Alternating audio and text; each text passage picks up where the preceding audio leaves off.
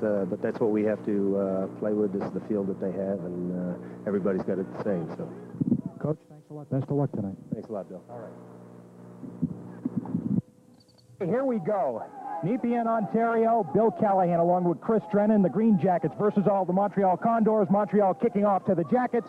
The Jackets running, brought down at about the 40-yard line, which is really the 45-yard line, which is really the 40-yard line. Okay, folks, let's set this up. We're just underway here. It is raining lightly but steadily. Okay, Montreal is coming in here with a 2-1 league record in the Northern Division, 2-2 overall. The Greenjackets 4-1 overall, 2-0 in league play. This is their big crossover game, and this should be very interesting because they're playing a new and improved Montreal Condor club. There's only 3 guys on this roster that played with Montreal last year. This is an all-Ontario squad.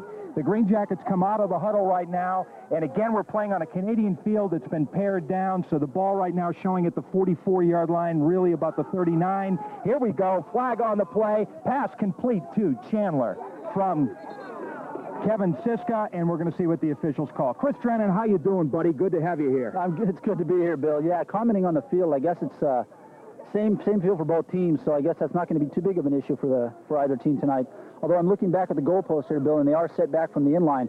Will affect the kickers, but like I said, it's the same for both teams, so we've got all things considered equal. I'm not sure where the referees are coming from, but I'm sure they're familiar with the American game, and I'm just looking for a good game tonight. Yeah, we had a good pregame interview with the head official, and he told us that they did Empire Football League games here going back 6-7 years when the Bootleggers played in Ottawa.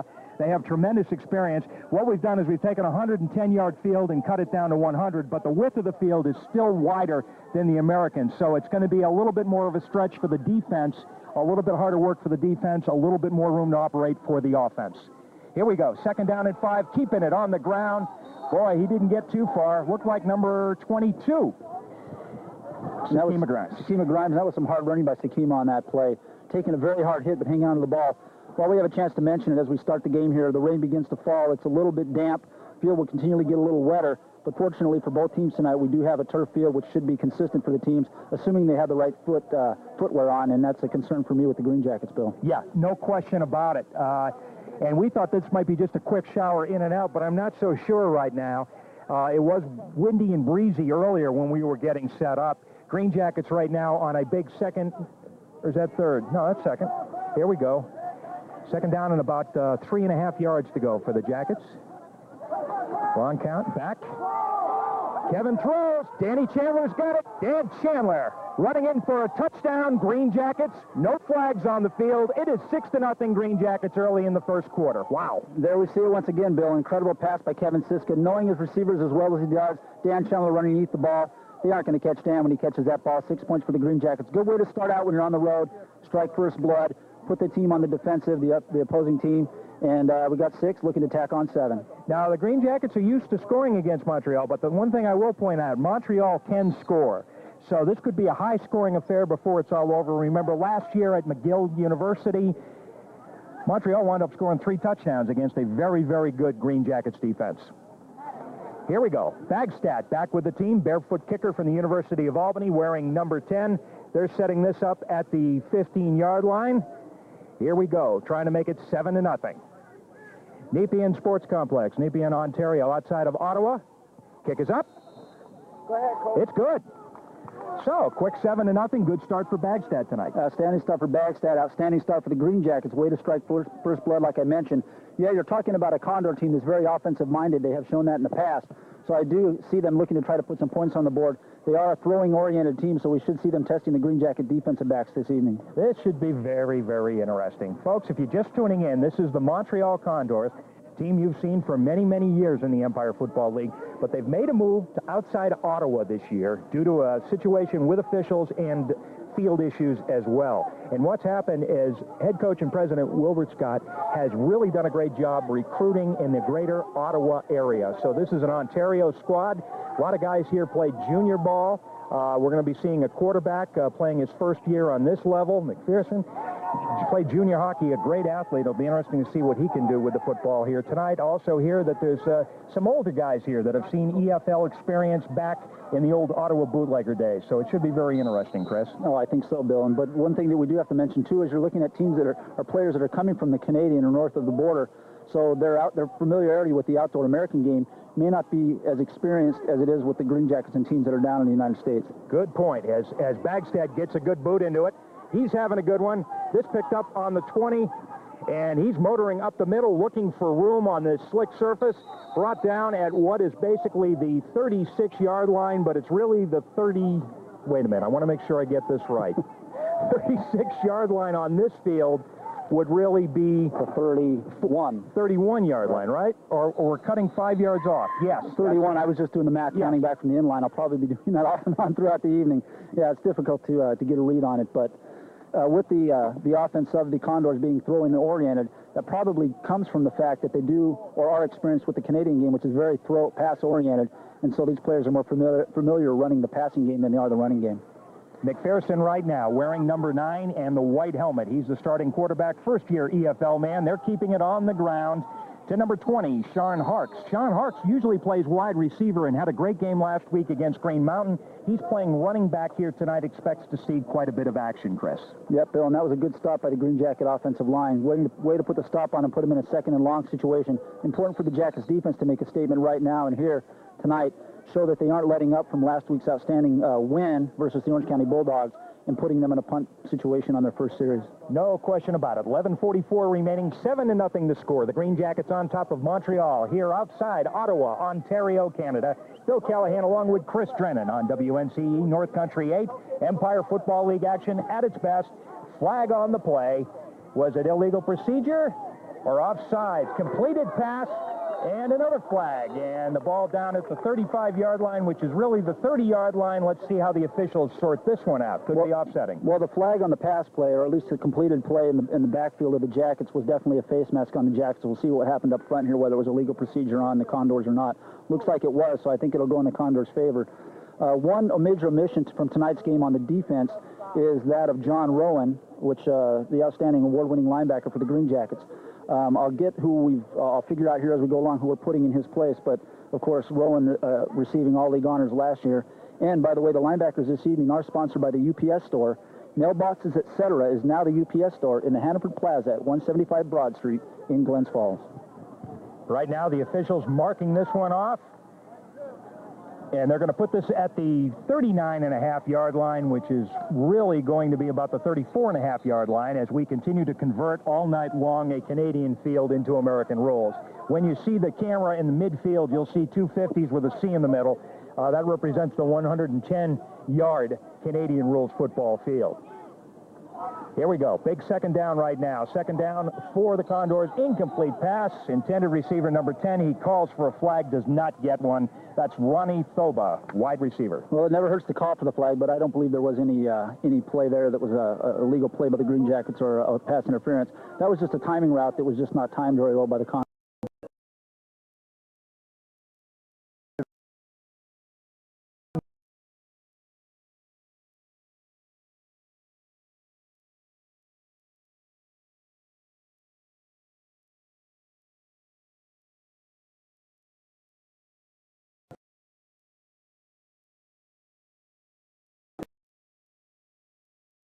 Got some pressure. He gets the flag off, but not before we have a flag on the play. And I do like those kind of day-glow penalty flags. Yeah, that's indicative of the Canadian Football League. I believe their flags are more of an orangey, like he said, a day-glow orange. I think we have a hold on the Condors here. We'll see what they do when they sort it out here, but I believe it was a hold. Bring up a fourth down. It looks like they're changing over to the special teams units, so we will see a punt on their first series, Bill. All right, so the Green Jackets defense has done its job. The Green Jackets offense did its job when he had the ball. They had the ball, and any worry of an early letdown by the Green Jackets seems, I don't think we have to worry about a letdown. Now we just see if the Green Jackets can continue to control things. By the way, folks, we took a ride. We used directions that got us here in about 3 hours and 55 minutes, which certainly was a good 45 minutes less than I expected getting here outside of Ottawa from downtown Glens Falls. Here we go. The kick. Not bad. Not bad at all. Backpedaling all the way back to about the 25-yard line, the way we see it. And still on his feet, still motoring, Gabe Young. Nice pick, and he gets out across the 50 to the 51, which is really about the 46-yard line, 1st and 10 Green Jackets. Outstanding run there by Gabe Young, following an outstanding punt by the punter for the Condors, and we'll get his name here in a little bit. But no, it was a great job by Gabe to run that punt back. Of course, when you punt it deep like that, sometimes you have a tendency to outpunch your coverage, and I think that might have been the case just a little bit there. The Green Jackets have good field position starting at, and let me get this straight, Bill. Sure. Is that that would be the 49 of the, no, actually it would be the 46, right? 46-yard line. We're going to get this Jackets. worked out, folks. I tell you, they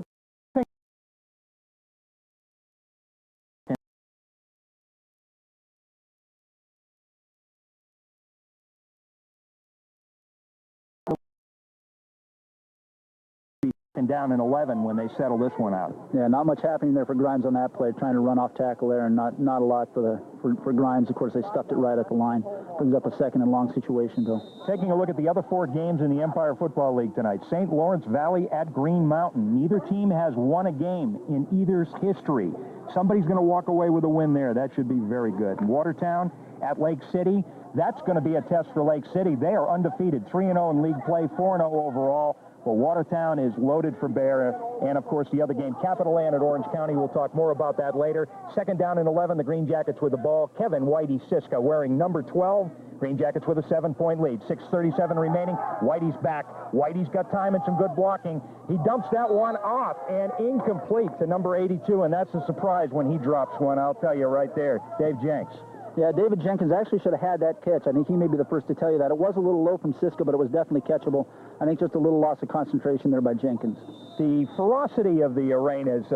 ferocity of the rain, what am I doing? Trying to write a novel? The rain's let up a little bit. It's still coming down, but I think we're going to get rid of all this wet stuff in a little bit, and things should dry out nicely. Might have had an effect on that pass.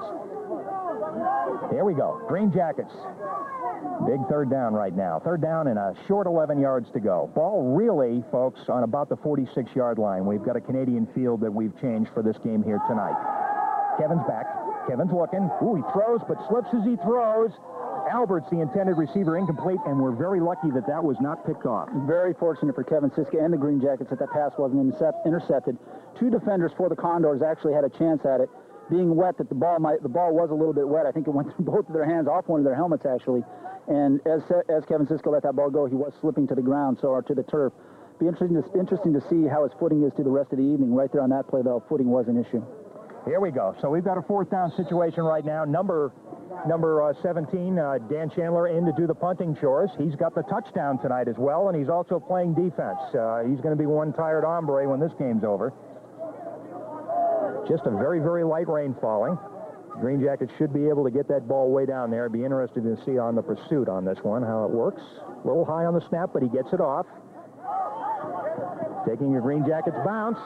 Picked up at really the 20-yard line, folks, and I'm changing it for you. Still on his feet and brought down at really about the 24-yard line, even though it's showing close to the 30 because of the change in field. And that ball, actually, it was a short punt, by the way, that hit first and rolled, was actually touched by a Condor return man, or a defender, if you will, before it actually got to the return man. That was actually a live ball and available for the Green Jackets to get a hold of, but it did go right to the return man, and he was able to make a little bit out of nothing there, but it still puts him in a very long-range drive that they're going to have to do to get into the end zone here.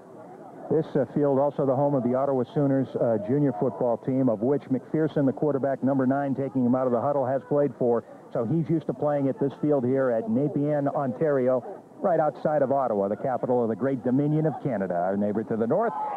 Bad snap there. I believe McPherson held it, but not before being thrown for a 1-yard loss. And I think you're right on that, Bill. Yeah, that was an exchange issue or a problem there. Basically a wasted down and puts them in a 2nd and long situation, maybe longer than 10. I don't think they got much there. Maybe they did gain a yard, but it puts them in 2nd and long. They cannot afford the rest of this evening with the tough Green Jacket defense that it is to put themselves in 2nd and very long positions. If you do that all night long, and you're not going to win very many football games. Green Jackets, some of the players could not make the long trip today due to work commitments. That does happen, folks, especially when you start doing 4- and 5-hour trips. So the Green Jackets kind of piece a few holes in there between that and a few injured players. Seem to be doing pretty well so far. It is 2nd down and about 9 yards to go, and we see one of those lovely flags as we get a illegal procedure penalty against Montreal. I was going to say Ottawa, but against Montreal, and we're going to bring that one back 5 yards. Right, which puts them in a very long second and second down position. Great for the Greenjackets. Now the Jackets, it'll be interesting to see what kind of defenses they play tonight. I know last week they played a very aggressive defense. In fact, their defense was actually more offensive than the Orange County Bulldogs offense was. With a few holes to patch this evening, it'll be interesting to see if they play a little looser on the Condors. A very important fact, too, this is the first Greenjackets road trip of the entire year. McPherson gets it off, should have been caught, was not, tipped on the hands and incomplete. Was a catchable ball, a little bit behind the receiver, the ball being wet right through his hands. Was available for one of the Greenjackets to get a hold of, just wasn't close enough to be in their area. Be interesting tonight to see how many balls actually do go through the receiver's hands. I do foresee turnovers being an issue in this game the rest of the evening, Bill. And for some of these players here in Ontario who have not played the American brand of ball in a while, remember there are differences, as the head official told us in the interview.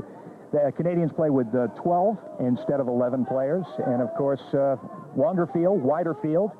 They've got the Rouge, which is a very interesting kicking, kind of a throwback from the old days of rugby, and a very big third down right now.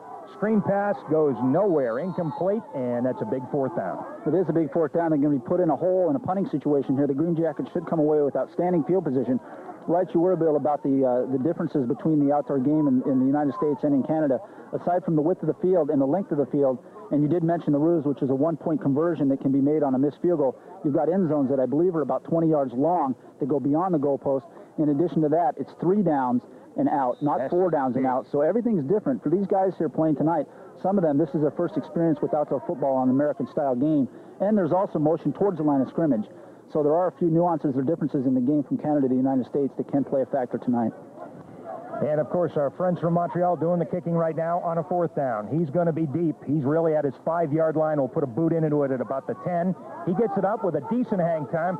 Looks like it's going to take a new out of bounds. First 10 Greenjackets. Not necessarily a bad job by the Condors there. It didn't give Gabe a chance to return that ball. I did say they were going to come away with outstanding field position, and they did.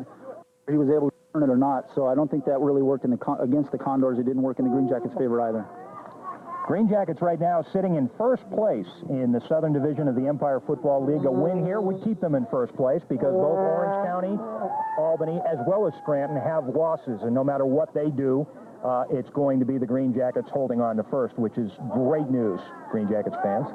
Montreal, though, has got a lot to be proud of. 2 wins in a row, 2-2 overall, 2-1 in league play, and they're going to win a few more before this one's over. And this one's far from over, folks. This could be a very close game when it's all said and done. Here we go. Whitey Siska back. He's got some time. Now he's got some pressure. Siska did well to hold on to the ball there. He did do well, Bill, to hold on to the ball, and I would call that almost a coverage sack. It was a good job by the defensive backs of the Condors. Kevin Siska had time to get the pass away. He just couldn't find an open receiver. And you're right, Bill, that the Condors are going to play tough all evening.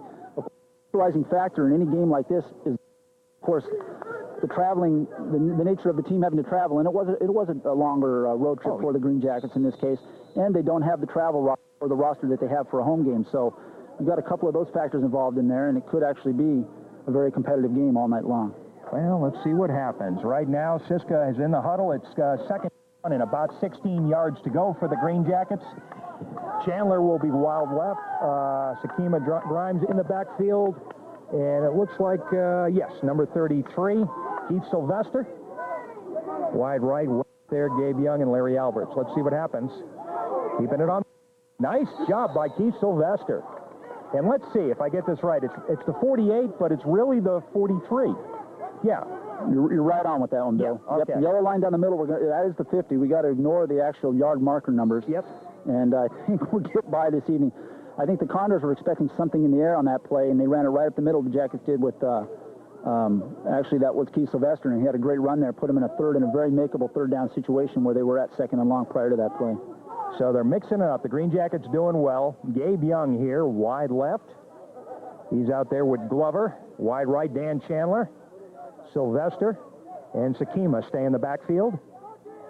And right now, Whitey Siska taking his time.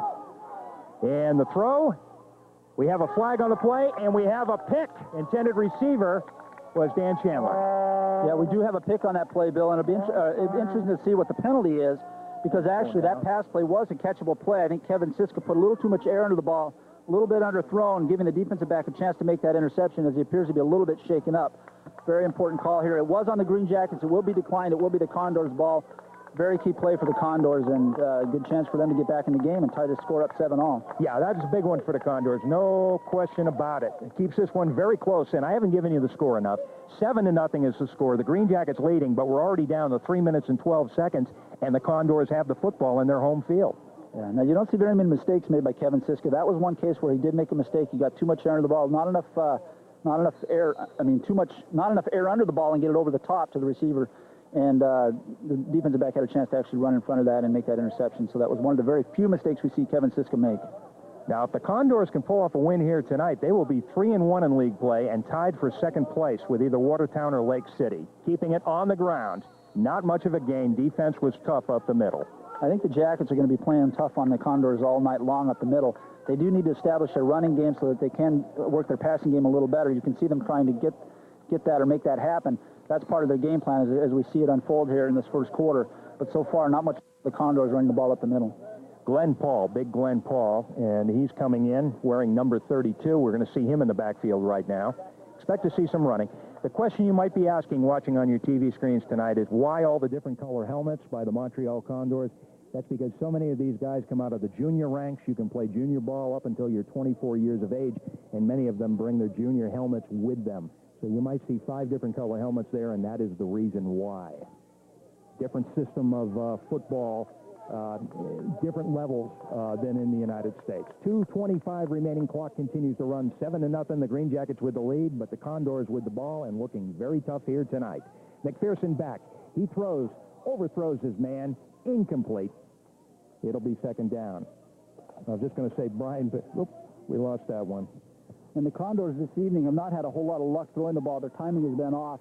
As we see that pass so high over the receiver's head, incomplete on that play, brings up a third and about 7 or 8 yards. Okay. Not here. We'll keep going here. 2 minutes and 7 seconds. Clock continues to run. 7-0. Green Jackets defense hoping to pitch a shutout here tonight. McPherson, wearing number 9, junior hockey player. Also loves to play football, but it's first year on this level here in the Empire League. McPherson, you can hear him call the signals here. He's going back for the pass. McPherson almost brought down by Kenny, and that pass is incomplete, thrown way out of bounds. Stops the clock with 1:41 remaining. 7-0 the score. I think McPherson was just happy to unload on that play and prevent a safety as Will Edwards was pursuing him aggressively, and they were just. I think he was just looking to release that ball, prevent that safety, punt the ball away, and play some tough defense. Here we go. So closer. I'm going to take these off just so. I'm an old radio guy, folks, and radio guys love to hear themselves. It must be an ego thing. Okay. We'll work on those. Right now, the Condors are going to be punting once again. Last time they got off a great one. The clock continues to run with 1:27 remaining. In what's been a very, very fast first quarter, we're in Nepean, Ontario, right outside of Ottawa, the nation's capital up here. Montreal has moved here for this season, and working out very well for them. Very, very pleased with it. As are Watertown and St. Lawrence Valley, who have closer road trips when they have to play Montreal this time. Here we go. Quick boot. He gets in there with some decent hang time. Gabe Young back there to take the bounce. He's taking it at the 45. He's cutting back. Ooh, he's going to have to retake some real estate that he's already taken, but it's a smart move. He's across the 40, the 35, the 33 down. Oh, beautiful. Beautiful job, and we have a flag. Woo. I could hear myself in your headphones, brother. You okay? What did you say, Phil? Yeah, I think I'll be fine. It'll be interesting to see what the penalty is here. Of course, Gabe didn't let that ball get by him. He had to snag it with one hand there. Didn't want to go where he wanted to go with that ball. He was looking to run up the left sideline, reversed his field, and there was a leveling block by David Jenkins to spring him around the right side. Of course, that was before we saw the penalty. I think this penalty looks like, as they gather over here on the sidelines, it could possibly be going against the Green Jackets. Here we go. Sure. Oh, yeah. Bill Callahan, along with Chris Drennan here. First quarter action from Ontario. 47 seconds remaining. First quarter, the Green Jackets with the lead, and they have the football.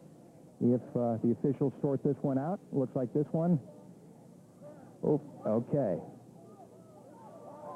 2 penalties.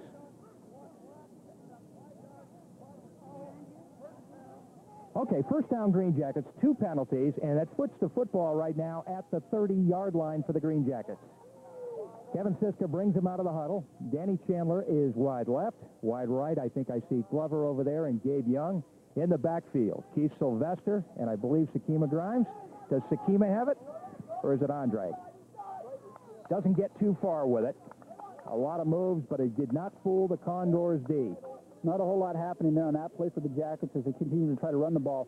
Looks like they're content to run the ball a little more this evening. Maybe that's due to the field conditions as we have a timeout by the Jackets. We see them running a 2-back set tonight. Last week we saw them running 4 wide receivers with a 1-back set. Right now it looks like they're running more of with a game plan as more of a run-oriented offense this evening as we start with the first quarter as it ticks down. But so far this first quarter it's looked run-oriented as opposed to pass-oriented. Good news is the rain has definitely stopped, ladies and gentlemen. By the way, that was 28, Andre Wyatt. All I could see was the 2 there. So Wyatt in. You'll see Wyatt going back and forth with Grimes. You're going to see Keith Sylvester in there, 33. Sometimes you're going to see number 11, Tony T-Bone Green, who's also the backup quarterback. So things will continue to change. Mike Randall, we believe, did not make the trip tonight. We're ready to go. We're waiting to get this thing going. The Jackets are looking to get to the line real quick. While I have a quick second here, I'd like to mention that the quarterback position tonight is sponsored by the Post-Star, reaching 100,000 readers every day from the Capital District to the Adirondacks. Here we go. Big series right now for the Green Jackets. This is a tight game, and they would like to loosen things up a little bit. The officials blow the whistle. Okay, we have a little change in plans here. Now the officials stop the clock. Okay, they want 2-6 on the clock instead of 19, if I've heard the official correctly. Let's see what happens. Yeah, there should be 26 seconds on the clock. When the timeout was taken, it was at 26. You don't wind the clock until the plays actually ensues, and so they started to wind the clock when they approached the line of scrimmage. They do need to put 26 seconds back on the clock. While we have another pause in the action here, Bill, I'd like to mention also that the wide receivers and tight ends tonight are sponsored by McCann's Pharmacy, your hometown full-service pharmacy on the park in Hudson Falls. Free delivery 7 days a week. Okay, we got things settled down here. Nice little crowd showing up at Napier, Ontario. Side of Ottawa, Bill Callahan along with Chris Drennan. The crowd comes to life. We're ready to play football, ladies and gentlemen. 82, Dave Jenkins is in there. He may be the man to get the football. Let's see if there is a pass. Third down, about 8 yards to go. Kevin Siska throwing to Gabe Young. He gets it and does well to stay in bounds. He's out of bounds at about the 1.5-yard line. Big catch by Gabe. Right, and Ross Mckenzie of the Condors actually had his hands on that pass play. A little bit underthrown by Kevin Siska. Went off the defensive back's hands. Great concentration by Gabe Young to haul that ball in and tiptoe down the sideline, just short of the end zone or goal line. Brings up a 1st and goal, very short for the Jackets as they look to tack another 6 on the board. Also seeing some great blocking by the offensive line. The offensive line sponsored by our good friends at Axis Technology and Luzerne WebWorks. Everything you need for your computers in your business, helping you help yourself. 654-5444. Here we go. 1st and goal to goal. The Jackets inside the 2. Okay, we had a little alarm go off, and that means that's the end of the quarter. With the score, the Green Jackets 7. The Montreal Condors nothing. We'll return with second quarter action right after this. Okay, ladies and gentlemen, we're back 7-0 the score. We're ready to begin second quarter action here in Napier, Ontario, outside of Ottawa. Bill Callahan along with Chris Drennan. Green Jackets football. The Green Jackets with the ball and a 7-point lead. They're knocking on the door. First down and goal to goal. Here we go. Kevin Siska under center. Back. Hands off to Keith Sylvester. No, pitch is out to Sakima. I don't know. What's the officials blowing the whistle? I'm confused. And it's not the first time, ladies and gentlemen. Well, the ball did end up in Andre Wyatt's arms for the touchdown. Right. Assuming that the play was legitimate play, and it was, but it doesn't appear to be. It looks like it might have been a dead ball. The play never actually happened. We didn't see a play happen. I didn't see a play, so I didn't even make a mistake on that one, which is great. We didn't see an outstanding save by Kevin Siska to Sylvester, who we thought had the ball. So nothing really happened. That was just our own imagination. Yeah. You pay no attention to the guys behind the screen. Here we go. First down and goal to goal. The ball right now just about 10 yards out, okay? Green Jackets with the football, trying to put another one in. 14:40 remaining. They have a 7-point lead. Here we go. Kevin Siska, quarterback of record. He had a brilliant game last week against Orange County, keeping it on the ground. Yeah, it's a touchdown. And guess who scored it? Keith Sylvester, you see? So there we go. He's having a good game, by the way. Oh, he is, and we do have a touchdown right up the middle by Sylvester. Makes the score 13-0 as we see if the extra point is tacked on by Bagstead to make it 14-0. I have to apologize. I've been having a little bit of microphone problems. And also, I'd like to apologize if you're getting a shaky image at home. That's due to the fact that we are positioned up here on an actual a mezzanine type of platform above the press box that is supporting all of us. And as we move around a little bit, you may get a little bit of a shaky picture. No seismic activity up here. It's just us shaking the camera. Bagstead going to try to add to this one right now. It is 13-0. Greenjackets. Dan Chandler, number 17, does the holding for the Jackets, as well as offense, defense, and punting. He is a busy man. Long count. Rolling snap. Chandler does well to just hold on to the ball. So no good. 13-0 is the score. Don't penalize the kicker on that one. He never had an opportunity. The crowd comes to life, and we still have a close game here, Chris. By the way, all scores, kickoffs, everything, sponsored by our good friends at the Pro and Mo Sports Shop, your preferred supplier for awards, plaques, trophies, located 151 Broadway in Fort Edward for 27 years. And right you are, Bill, on that extra point attempt. It had nothing to do with Bagstead. Really had nothing to do with Chandler. I believe the center might have had a little bit of wetness on his hands or on the ball. Slipped out of his hands coming out. Never really got off the ground. Kind of skidded back to Dan Chandler. He tried to put it down. Saw that he wasn't going to be able to do that and just very smartly ate the ball so that they didn't recover that, and I believe they can go the other way on that, if I'm not mistaken, Bill, for 2 points. Is that not, am I not correct on that? That is correct. Right, so that's the way the rules are in the EFL, and they could have taken it back for 2 points. So it was a smart move by Dan Chandler.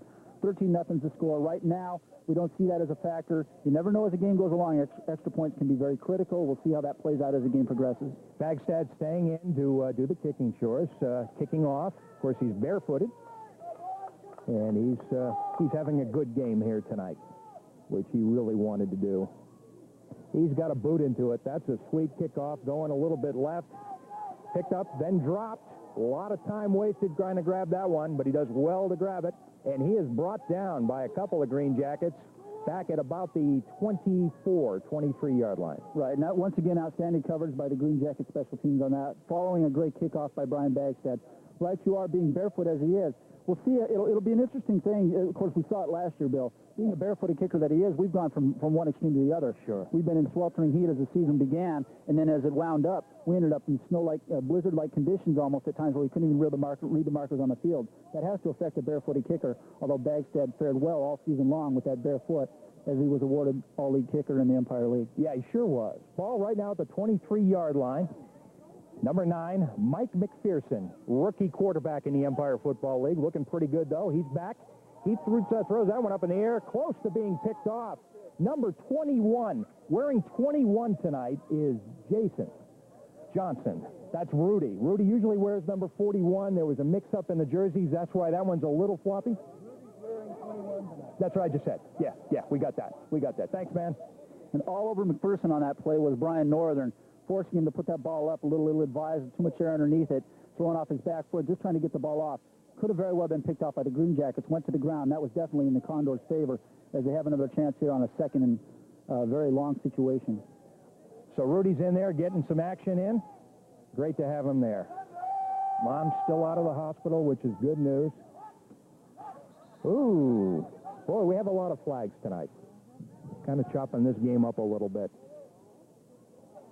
Just to set the stage for you, folks, 13-15 to go here in the second quarter.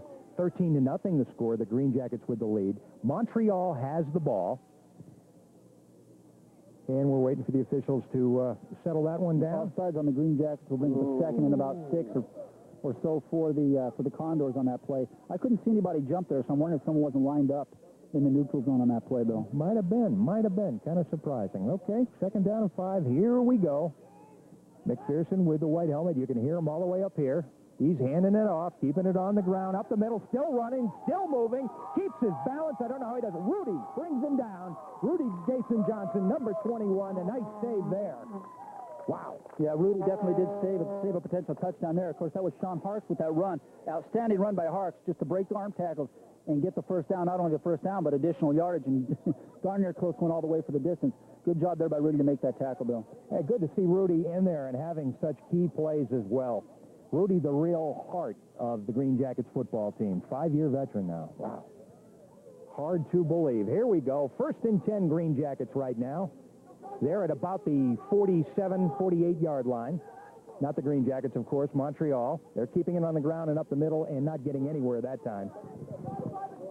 Yeah, stuffing that play there was Shane Sportman and Will Edwards on that play. They weren't going to let anybody get through there, and of course they did, and I think it was for very little or almost no gain. Looks like maybe about a yard. Brings up another second and long situation for the Condors. I don't believe they can live by that all night long, Bill. They need to get about 5 yards or more on first down, especially with the stingy Green Jacket defense that we've seen thus far this evening, as well as in past games. No question about it. And, of course, Wilbert Scott Jr., the offensive coordinator for Montreal, and he consulted with his quarterback during that break there. McPherson brings him out of the huddle. They've got second down and about 8 yards to go. Montreal trying to get on the scoreboard this quarter. 11:34 remaining. Second quarter action here. Just outside Ottawa, Ontario. McPherson's got the ball. McPherson's getting pressured by A.Z. Longmire. He gets it off and completes to number 10.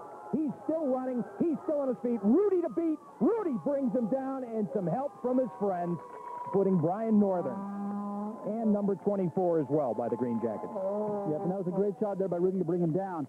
Prior to that play, we saw the linebackers actually coming through. It looked like maybe a delayed blitz, which left that middle section open to complete that pass. The one Achilles heel area on that particular play for the Green Jackets, and the Condors exploited it for a long play. And I believe it is a first and not quite goal, but almost. So it brings up a 1st and 10 at about the 12-yard line.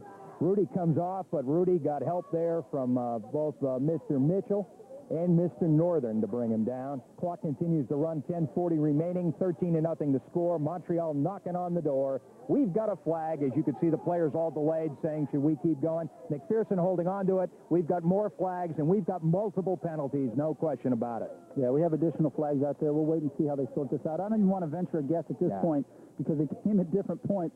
I would like to think that maybe it'd be something offsetting, is what I'm thinking it may be, but we'll wait and see and let the men in the stripes sort this one out. While we have a moment in the pause here, too, I'd like to mention tonight once again that the linebackers are sponsored by the UPS store. Mailboxes, etc. is now the UPS store in the Hanford Plaza at 175 Broad Street in Glens Falls. And, folks, I just want to mention the passing of Pat Bergen. Pat Bergen was the president of the Hudson Valley Giants of the North American Football League. Hudson Valley formerly in the Empire League as the Hudson Valley Giants and the Kingston Panthers. In fact, they won a title a few years ago. Pat Bergen, a young man in his mid-30s, passed away in Middletown, New York on Monday. We're going to miss you, Pat. He loved football. He actually did some playing as quarterback going back about 12, 15 years for the Hudson Vikings at that time in the Empire Football League. So, again, another passing in this level of football. Hate to see it. A young man, very young man. When you're 50 years old, man, you look back on somebody like that and you say he was just beginning. That's sad. All too young, Bill. Yep, that's for sure. Their game is going on tonight. They are playing as planned in his memory. 10 minutes, 29 seconds remaining, 13-0 to score. And let's see. Okay, they're moving the hash mark. They've worked things out here. We're just making sure we get everything all positioned properly and then make the corrections for the field. The ball's positioned inside the 20-yard line. So we had a holding penalty by the Condors. It was accepted by the Green Jackets, and a legal motion penalty was nullified or passed on by the Green Jackets. Either way, they were both against the Condors, and brings up a first and actually quite long situation for the Condors on this play. And this is big for the Condors because a touchdown right now would really pick up their momentum. They're keeping it on the ground. We have a flag on the play again, ladies and gentlemen. Another flag on the play and another great run trying to get around the corner, not going anywhere, by number 20, Sean Harks. Harks, again, usually a wide receiver, but playing running back tonight. And I will venture a guess on this one and say it is against the Condors because the way that play was positioned to go misdirection and go around the end, I'll bet that's either a block in the back or a hold on the Condors as they tried to seal the end. Montreal playing their fourth league game so far this season. They're playing a 10-game schedule. The Green Jackets are playing an 8-game league schedule due to Binghamton dropping out of the Southern Division. Thus the differences in league games. So we're going to trot the Condors back a little bit more, and that's got to be a little bit frustrating. The penalty stops the clock with 10 minutes and 6 seconds remaining. Second quarter here at Nepean, Ontario, outside of Ottawa, Ontario, the new home of the Montreal Condors, at least for this season. They hope to travel back to La Belle Province next year, but we'll have to see. Here we go. They come out of the huddle, and they've got forever to go here, no question about it. They almost have to score. They can still get a first down, but just barely. Let's see what happens. And they're going to try to pass, and he gets nailed. He was sliding, but he was brought down by A.Z. Longmire, number 58. It almost looked like A.Z. Longmire was in the huddle on that play with the Condors because he had a beat on that play from the very beginning. As we see the Condors continue to go back, and I hate to say it, Bill, but the Green Jackets defense, at least for the Condors' sake, for the Green Jackets' sake, the Green Jackets defense is driving. Sure. Oh, yeah. They're going the other way. They're helping the offense out right now. This is a second and extremely long. I don't even want to venture to guess here. Looking like maybe 40 yards or so for a first down, Bill? Yeah, a solid 40 yards. Unbelievable. Sometimes the best offense is a good defense, I guess. You betcha. I'll tell you, the way this keeps going. And keep in mind, the Green Jackets defense has given up no points tonight, only 3 points last week against Orange County, and only 7 points against Long Island the week before. Absolutely amazing. Here we go. McPherson from the shotgun this time. McPherson brought down by Night Train Jones, and we have a penalty flag on the field. Wow. They're waving it off. No penalty on that play as they pick up the flag. Night Train just came ripping off around the end there and just about beheaded the quarterback as he wanted to release that play, which was Tom McPherson. I got to get his name right here as I look back at the roster again. But yeah, he just about beheaded McPherson, and they're going to have to contain him. But it's starting to happen now. The Jackets are starting to get in there on defense from the linebacker position, from the end position. And I wouldn't be surprised if we see some blitzing by the defensive backs here as they get in the backfield and get a shot at McPherson also this evening. 3rd down and 48 to go right now for Montreal. The ball positioned right just inside midfield for them. They still can get a first down, but obviously they've got to do something amazing here.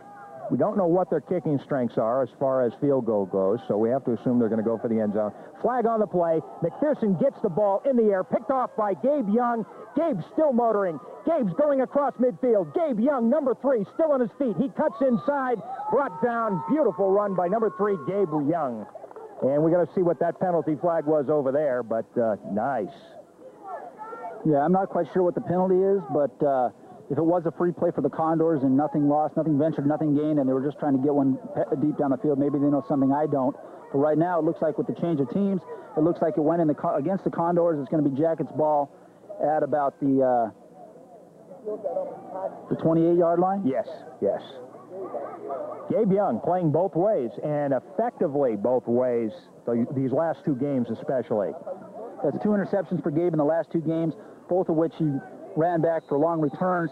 Last week, I believe it was about 102 yards. I'm not sure what the record is in the Empire Football League, but it had to be close because it doesn't get much longer than that. That one, once again, was a very long return by Gabe Young. Of course, the wide receiver that he is when he's on offense, he has the ability to make that interception and run somewhere with the ball. Green Jackets with the ball. The ball is actually at the 28-yard line, 1st and 10. Sakima Grimes and Tony T-Bone Grain in the backfield. Got Glover and Gabe wide right, Danny Chandler left. They're keeping it on the ground. Looks like Kevin kept the ball. Surprising. Yeah, an option play there with Kevin Siska off tackle there. He decided to keep the ball, and it was a gain of about 4 or 5 yards. Brings up about a second and about 6. Not a bad play there for Kevin. He reads the ball well on that handoff. He did the right thing by keeping that ball and gained about 4, almost 5 yards on that play. Good job by Kevin. Of course, while I have a second here, the quarterbacks tonight, Kevin Siska is sponsored by the Post-Star, reaching 100,000 readers every day from the Capital District to the Adirondacks. Of course, the offensive line is out there doing some great work against some guys that are, pretty big. They're having to work very hard, as always. Access Technology and Luzerne Web Works, the sponsors of our great O-line this year. 2nd down right now and about 6 yards to go for the Green Jackets. They've got the football in a 13-point lead late in the 2nd quarter. Kevin Siska gets it in the air. He's looking for his man. Caught. Yeah, it was intercepted for the touchback by the Condors, and we'll read the number here. I believe it's number 18, and he was a factor early on several different occasions for the Condors. And as we get his number here, that's Ross Mckenzie, and I did remember mentioning his name earlier. Kevin Siska just looks a little bit off on his throws as far as getting enough underneath him.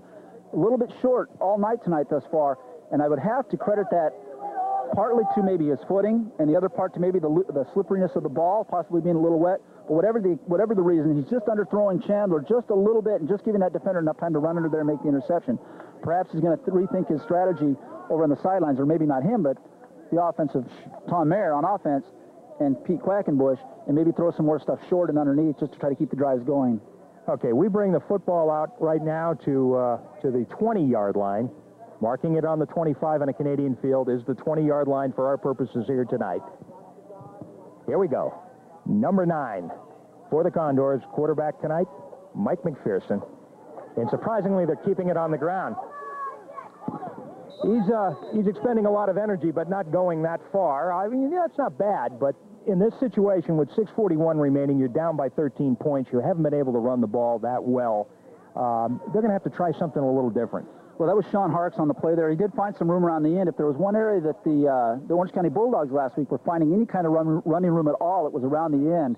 He gained about 9 yards, almost 10 yards on that play. I think they'll take that on first down. Oh, sure they will. Right now, they want to try to establish something. That was the first thing that really worked for them, although I do think that the Jackets will be able to seal the end, and they won't have success with that the whole rest of the evening.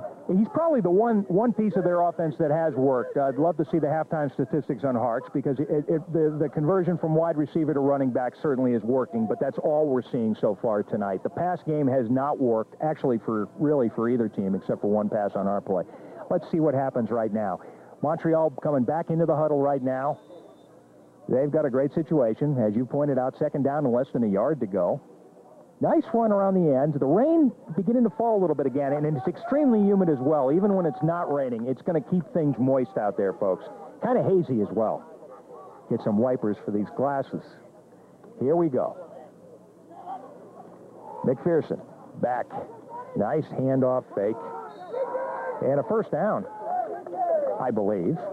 Yeah, that should be very easily a first down for the Condors as they move the chains. One of the few times this evening that they've been able to move the chains. They need to establish something. I do know that they want to pass, but I think they'll be content. If they can have some success with the run, they'll be more than happy to get that. Right now, it looks like both teams are a little bit suspect in the passing game due to the conditions. And I would just have to say, basically, due to the conditions, because I know that the Greenjackets are very successful with the pass as well as the Condors. So I think they're going to be content with going to the ground. Both teams will a little more the rest of this evening. 5:20, clock continues to run here. Second quarter action from just outside Ottawa, Ontario. Bill Callahan along with Chris Drennan. Green Jackets football. Green Jacket lead 13-0. Montreal with the ball. And I thought he was going to be a keeper for a moment. McPherson gets it off. Incomplete pass. Nice pass, though. That was a good pass by McPherson on the roll. Of course, he's a right-handed thrower, so when you're rolling to your right, you have a better opportunity to get your pass off and be accurate with it. It did reach its target at number 80, which is, and I do not have a name for number 80, and I think that I'm reading his number correctly from this vantage point. I'm looking too. Is it 80 or 88? It is 80. Well, whatever the case, it did reach 80, right, the intended receiver, and just skipped off his hands. We've seen a lot of that this evening, and that was another evidence, another case of it right there, Bill. Green Jackets D digging in right now. Second down and 10 yards to go. 4:47, clock continues to run. Time beginning to be a factor, the way this drive is going. Pearson's back. He's under pressure. Brought down almost. He gets it off. Picked off by Dan Chandler. Beautiful job. And he runs out of bounds at the 35-yard line, taking into effect the conversion. And that was Anthony Vignola putting pressure on McPherson there. Vignola had him wrapped up around the ankle. Of course, there was no in the grasp called. He was able to move around and able to at least release that pass, ill-advised as it was, right into the arms of Dan Chandler. Dan Chandler's not going to drop very many balls that are thrown right to him like that. Makes the catch and gets it back for a small gain. Puts the Green Jackets in excellent field position here with 4 minutes and 25 seconds to go to tack another 6 or 7 on the board. Make it 20-0 at least going into halftime. And 20-0 at halftime with the rainy weather is going to be a comfortable cushion, something that they can relax on a little bit. But 13-0, that isn't comfortable. Let's see what the Green Jackets do. Kevin Siska, he's wearing number 12. He's under center right now. Here we go. Andre Wyatt with the football. Andre still running and spinning. Nice gain by Andre Wyatt down to about the 22, 23-yard line. Great gain there by Wyatt, set up by an outstanding lead block by Keith Sylvester there.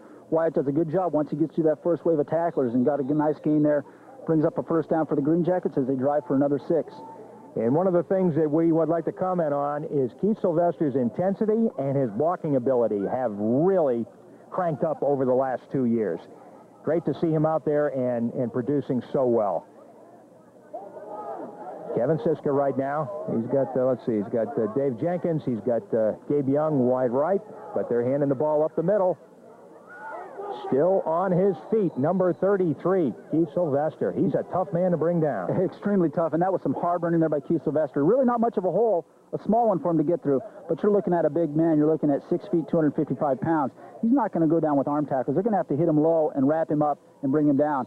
That kind of stuff right there isn't going to bring him down, and he's going to fall forward, not only fall forward, but drag tacklers forward, and gained about 6 yards on that play after the initial hit at the line of scrimmage.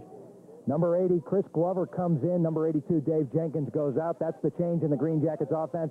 They have the football in great field position right now with 2:44 remaining, a 13-point lead here in the second quarter. Up in Ontario, just outside of Ottawa, Bill Callahan along with Chris Drennan as the Green Jackets try to win another Empire Football League game. Quick pass to Glover from Kevin Siska. Glover holds on to it well in traffic. Nice gain. He's knocking on the door. And we have another first down for the Jackets, and right there we've seen what we've seen so many times before. Kevin Siska, I believe probably his favorite receiver, or the one he's most familiar with, going back to his grade school days, in Glover on a quick slant there, just a timing route, and once Glover makes the catch, you know you can gain extra yards, does for the first down, brings up a first and goal for the Green Jackets. Of course, tonight the wide receivers and tight ends are sponsored by McCann's Pharmacy, your hometown full-service pharmacy on the park in Hudson Falls, free delivery 7 days a week. And the Green Jackets right now, they're stopping the clock with 2 minutes to go. The 2-minute warning as we hear a jet taking off from Ottawa International Airport. Of course, you can fly nonstop. I believe Continental Express now has nonstop flights. They're not a sponsor from Albany. Perhaps they should be to Ottawa, which is kind of interesting.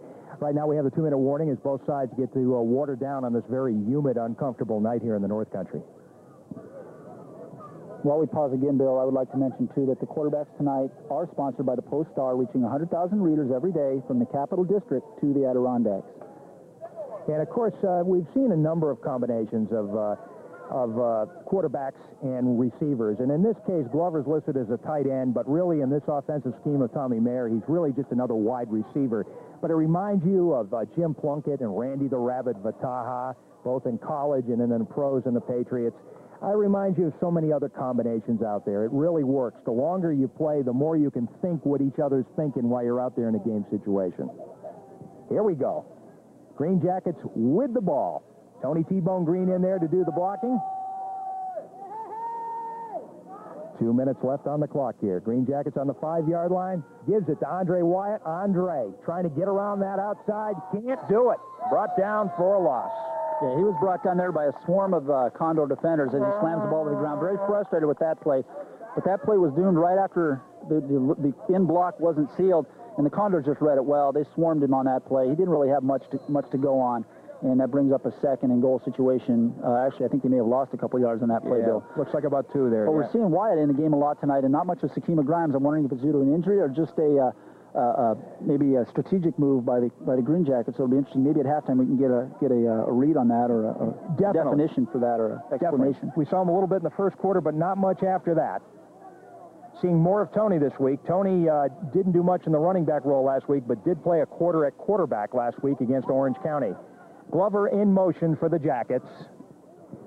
Siska, handoff. No, he's keeping it. Nice job. Running in, standing up for a touchdown, and I don't see any flags. Wow. Yeah, once again, that was another option play by Kevin Siska, faking a handoff to Tony Green there up the middle. Most of the Condors bid on that, got sucked in. Gave Kevin Siska the option off the end there just to take the ball in for an easy 6. Basically untouched. Tack another 6 on the board. That makes it 19-0 with a minute to go here, Bill. Looking to make it 20 with Brian Bagstad's kick. Bagstad's going to try to go 2 for 2. He never had a chance to kick it the last time due to a bobbled snap in this rainy weather, and the rain's coming down again. We, for many years, broadcast Green Jackets games without one drop of precipitation, and then the end of last year, the snows hit, and from that point on, it's been moist weather. Chandler this time looking for a better snap, and he gets it. Kicks up by Bagstad. Looks clean. Right down the middle. Yep. Okay, good. Yeah, I was looking at 3 officials, and the other 2 were doing it. So 20-0 is the score. Green Jackets now begin to feel a little bit comfortable, although we've got a long way to go here. I'll tell you, Chris, the Empire Football League's been around a long time, since 1969. Such a stellar history. So many great locations. I've had a chance to write about it in the program. But Ottawa Bootleggers, originally a team that was going to play in Ogdensburg. It was going to be called the Ogdensburg Bootleggers, but just before the season made a move to Ottawa and they played in front of some big crowds in downtown Ottawa a few years ago. In fact, Butch Keller, the commissioner, tells about Scranton going out there and how great that was. And, of course, Montreal, first with the Voyageurs and then the name change with the Condors, has been a mainstay in this league for about 13 seasons. 1 minute and 2 seconds. Bagstad stays out to do the kickoff chores for the Greenjackets. Your Greenjackets with a comfortable 20-0 lead here. We're in Nepean Sports Complex in Nepean, Ontario, outside of Ottawa, the home for the Montreal Condors temporarily this year. They have a 2-1 league record coming into tonight's game. The Greenjackets 2-0. Bagstad's kick's a decent one, especially in the rain. Oh, funny bounce, and he did well to pick that one up. He's still motoring. Let's see. He's still coming down. Let's see who brings him down. That's what I want to see. Nice job. Oh, Rudy again. Man, oh, man. Rudy's having a great game. Rudy Johnson's having an outstanding game. We've called his number on several different occasions. Not able to get the name of the return man there. I believe that was number 80 once again as he mishandled that kick. Took a lucky bounce right back up to him, but Rudy flew down there and made a great job to get a bead on him, track him down and make a tackle at, I believe, about the 25, actually right on the 25-yard line for the Condors. They've got less than a minute to work with. I believe they have the benefit of at least 2 of their timeouts. I think they've used one already. See how they do in clock management here. They need to try to get at least some points on the board, at least a 3, but I don't think 3 is going to be what they're happy with. They need to get 6. Rudy's back deep for the Greenjackets. McPherson looking. Does well to step up in the pocket. He throws, and he throws a pick. And Shane Sportman, number 32, he's still motoring, he's still running, he's still standing up, and it's a touchdown, and I don't see any flags, and the Greenjackets have really turned it on. Incredible, Bill. Great job there by Shane Sportsman. He was just back there kind of playing, just kind of watching the quarterback's eyes, and the pocket was collapsing all around him. I'm not quite sure who that was intended for, but I know it wasn't intended for Sportman. And, of course, the Jackets, once that interception is made, they get very aggressive, which you see some teams don't do on defense. The Jackets, they think 6. Every time they get that interception, they block very well. They sealed the corner for Sportman, put him in there for 6. That's the last thing the Condors wanted to have happen. Maybe they would, if they had a chance to do that over, maybe they'd think more of a handoff right or something very short. Those passes like that, those longer-range passes have not worked well for them this evening. Worked well for the Greenjackets in that case, and we've got another 6 on the board looking to be 7. And we have a quick timeout here by the Montreal Condors as they were trying to get their team in there. There seemed to be confusion as to who was in and who was not. Bagstad, of course, has come out to try to make it 27-0, which is absolutely unbelievable. And any worry that the Greenjackets were going to have a letdown or that the long trip or the crossing of the border or the 50 other reasons that you worry about a team not delivering tonight, I think can safely be put aside right now. They can't let down, of course, but this is a comfortable lead, Chris. This is indeed a comfortable lead, and I think they're right where they want to be going into the half. So right now, the Greenjackets 1 half away of going 3-0 in Empire Football League action and 5-1 overall, a very impressive record. Remember, they won 12 games overall last year. High snap brought down by Chandler. Kick is up, and that kick is nicely done, and that's a very, very comfortable 27-0 lead by the Greenjackets. We have 40 seconds remaining here in the second quarter. Nepean Sports Complex, Nepean, Ontario, outside of Ottawa. Bill Callahan along with Chris Drennan, and an Empire Football League game in the rain. And right now, I don't know what Montreal is going to do. They're probably going to make a change at quarterback. I notice a couple of guys throwing out there, and they'll have to try something different, no question about it. You're right, Bill. I think what they're doing right now is they're just wanting this time to tick off so they can get in and do some adjustments at halftime. Of course, now they've got to be very cognizant. They're cognizant of the score, and now they're going to have the clock. They're going to have the clock working against them in the second half. It's going to be on the side of the Greenjackets. Condors are going to have to score and score kind of quickly in the second half, create some turnovers and play some tough defense. They are going to have some things happen in their favor in the second half, and the Jackets are going to have to make some mistakes. Here we go. Bagstad wearing number 10. He's in there to do the kickoff chores, and we are ready to go, ladies and gentlemen. The Greenjackets have to be very pleased with this outing thus far. It's raining. Bagstad gets a boot into it. Good hang time, considering, and the ball's dropped once again due to the wet weather. He's still motoring. He's doing well. He's across what's now the 25, and he gets tripped up. Good coverage there, wearing number 14, Larry Alberts. Yeah, it was outstanding coverage by Larry Alberts there. It was just he and the return man on an island there, and Larry Alberts didn't let him get by there, tripped him up on his heels. You could see the return man wanting to get around to the left side. They must have had some kind of left return set up as they did on the last return that he had. Nothing happened on both of those. Puts him in a position here where I don't see where they're going to be able to get in the end zone unless there's some kind of broken coverage by the Greenjackets with 30 seconds to go in the half. Green Jackets looking ahead. They're back home at Eastfield Saturday night, 7:30, when they face the Scranton Eagles. The first time they've met the Scranton Eagles since 1999. It should be an interesting renewal of a rivalry. John Kennedy always has a lot of tricks up his sleeve as quarterback. Great leader. Here we go. Keeping it on the ground, surprisingly. This is going to chew up a lot of clock. Yeah, in a way, Bill, I don't think I'm too surprised that they're doing that. Last time they tried to make something happen offensively, it happened for the Green Jackets, and they put another 6 on the board. I think they're content to just go into the half and regroup here with a 27-0 lead. There's a whole second half of football to be played. While I have a second to mention it, the linebackers tonight are sponsored by the UPS store. Mailboxes, etc. is now the UPS store in the Hannaford Plaza at 175 Broad Street in Glens Falls. Second down right now and about 3. Oh, and you just hear that special little alarm there? That means we are at halftime, ladies and gentlemen. The clock runs down. 27-0 the score. The Green Jackets on top of the Montreal Condors, and doesn't get too much better than this, although there has been a couple of turnovers by the Green Jackets, which they would like to have back. A couple of turnovers by the Green Jackets, as well as we've seen some by the Condors. But this whole first half has been nothing but green, not much for the Condors. Second half is looking to be a different story for the Condors, but right now, the way the Jackets are playing, I don't see that happening. The Green Jackets right now are going to go in at halftime. Expect to see some changes somewhere in the third quarter. Might see Tony Green in at quarterback for a while again. I wouldn't be surprised. You don't want to wear out Kevin, and you don't want to risk injury to Kevin Siska. We have been seeing the running backs that we have here tonight shuttling back and forth. I'm sure that will continue so that everybody sees action. I think everybody who makes the trip is going to see a lot of action here tonight, Chris. I would have to agree with you, Bill. Like you said, you don't want to see any injuries happen here in the second half. If the Green Jackets continue to keep a comfortable lead, they just want to come out of this area, out of the Ottawa area with a win on a long road trip. That's a big win for them, coming off an outstanding win last week. They're not letting down thus far this first half. They don't want to see it happen the second half, but the big thing, they don't want to have any injuries going into next week's home game against Scranton. But yeah, what you are seeing, Bill, is you're seeing a dominant Green Jacket team playing tonight, but you're seeing a lot of defensive domination tonight, too. Not just the offense. I think the offense isn't showing the prowess that they showed last week, and we're seeing an offense that's content to run a little more balanced attack, running the ball as much as they are passing, and of course, with the conditions being as they are, that doesn't surprise me, as it starts to rain a little harder right now. Right now, the Green Jackets lining up in one end zone to talk.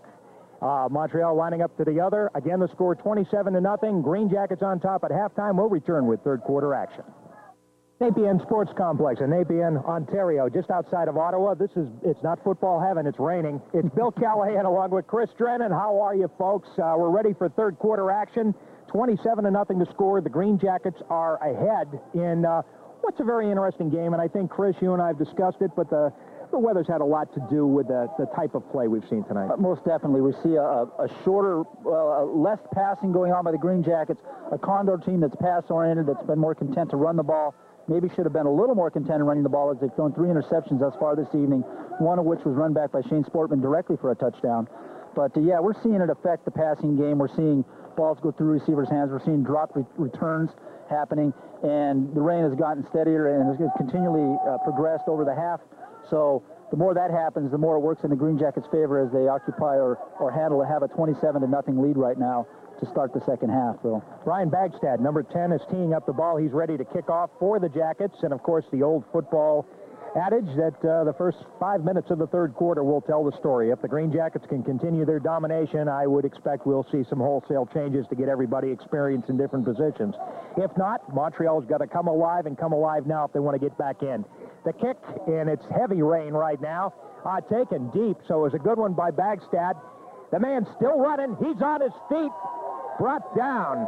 Wow. And saved in the nick of time, I'll tell you, ladies and gentlemen. Wow. Number 25, I believe, Damon Walker, and number 50, I want to make sure I get everything. I barely see what Joel Jaffe on Oh, that's right, Jaffe. And that was an outstanding return there by the return man, kicking it into a second gear as he found a small seam up the middle there.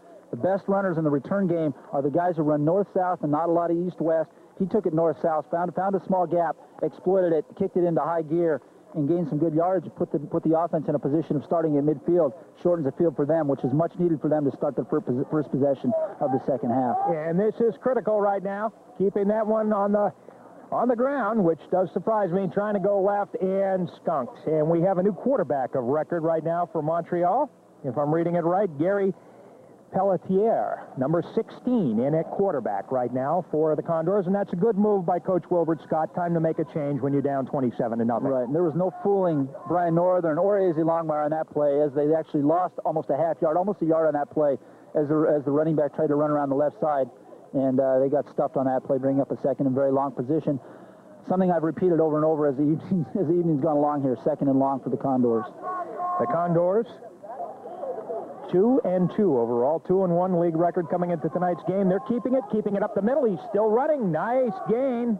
Brought down by number 25 and number 21. That's Damon Walker and Rudy Jason Johnson. Right, and that was a very good run there by Sean Harks. He's been running well tonight when he's had the opportunity and found a small opening. He does a good job getting through that first opening and breaking arm tackles and getting a nice gain there. Almost a first down, brings up third and very short for the Condors. I expect to see something possibly on the... Actually, wouldn't be surprised if I saw something through the air, maybe them taking a little bit of a shot, although with the conditions as they are, maybe they'll just keep it on the ground and play it safe. But I believe this is definitely a two-down territory for the Condors if they aren't able to make the first down here. There we go. Third down, very short. Just less than a yard. 12:47 remaining. That one was messed up. A keeper by Pelletier. And it is a first down for the Condors. It was actually, we have a penalty here after the play. A little extracurricular activity going on there. I'm not quite sure who it's going to be on, although it will be an unsportsmanlike conduct call. The Jackets tried to time the snap on that one, and they did. It almost looked like they jumped off sides. Almost an exchange problem there. Pelletier was able to hang on to the ball and fall forward for the first down. And we do have, actually, looked like illegal substitution. That's weird. Or I didn't catch the call, but that's a big illegal. Is on the Jackets, and we'll tack that off as well to the end of that play, and it'll bring up another first down for the Condors at the Greenjackets 24-yard line. So that's a big one, and the first 5 minutes of the third quarter thing, it's working right now for the Condors. They've made their changes, and it seems to be running well. A big penalty, as well as a couple of big runs that stayed up the middle. If they stay up the middle with them, they seem to be successful. As soon as they go out to the outside, it just doesn't seem to work for them. Long snap, keeping it up the middle. He hesitates. He cuts left. He's got room. He's still on his feet. He's down at the 15, down to the 10-yard line. First down and nice run. Once again, that was Sean Harks, again, being brought down there by Damon Walker. The hole that he was intended to run through closed up, never really materialized, and he bounced it out to the outside on the left side. Harks is a runner. I can tell you right now, he's got great field vision. He was able to see some kind of opening that wasn't where it was supposed to be and exploit it. So far this evening, it's been a lot of Sean Harks, and it's been basically him on his own making things out of nothing. And once again, right there, he showed us a great example of that, Bill. And I met Harks. I said, so wide receiver, huh? He said, well, last week wide receiver, this week running back. And I tell you, I like what I see. And right now, Montreal looking sharper on offense than I've seen them all night. 11:48 remaining third quarter, 27-0 Jackets, but Montreal knocking on the door here in Ontario. We have a flag on the play. Pelletier gets the ball off, it pops up and then comes down again, and I believe caught by the receiver for a touchdown. We'll have to see what the penalty markers do to this, but they're giving him the touchdown, and now the officials meeting to determine what the problem was. Yeah, now that was a great job by the receiver. It was the penalty is declined. It was on the Greenjackets. A touchdown by the Condors. Exactly what they wanted to do to start the half out. I'll bet they wish they would have had this to start the first half out, but they've done something at halftime, something to spark their offense to get them into the end zone. But it was a great second effort by the receiver to track that ball after the initial attempt to catch it. Slipped through his hands, stayed with it, made the catch for 6. They're on the board.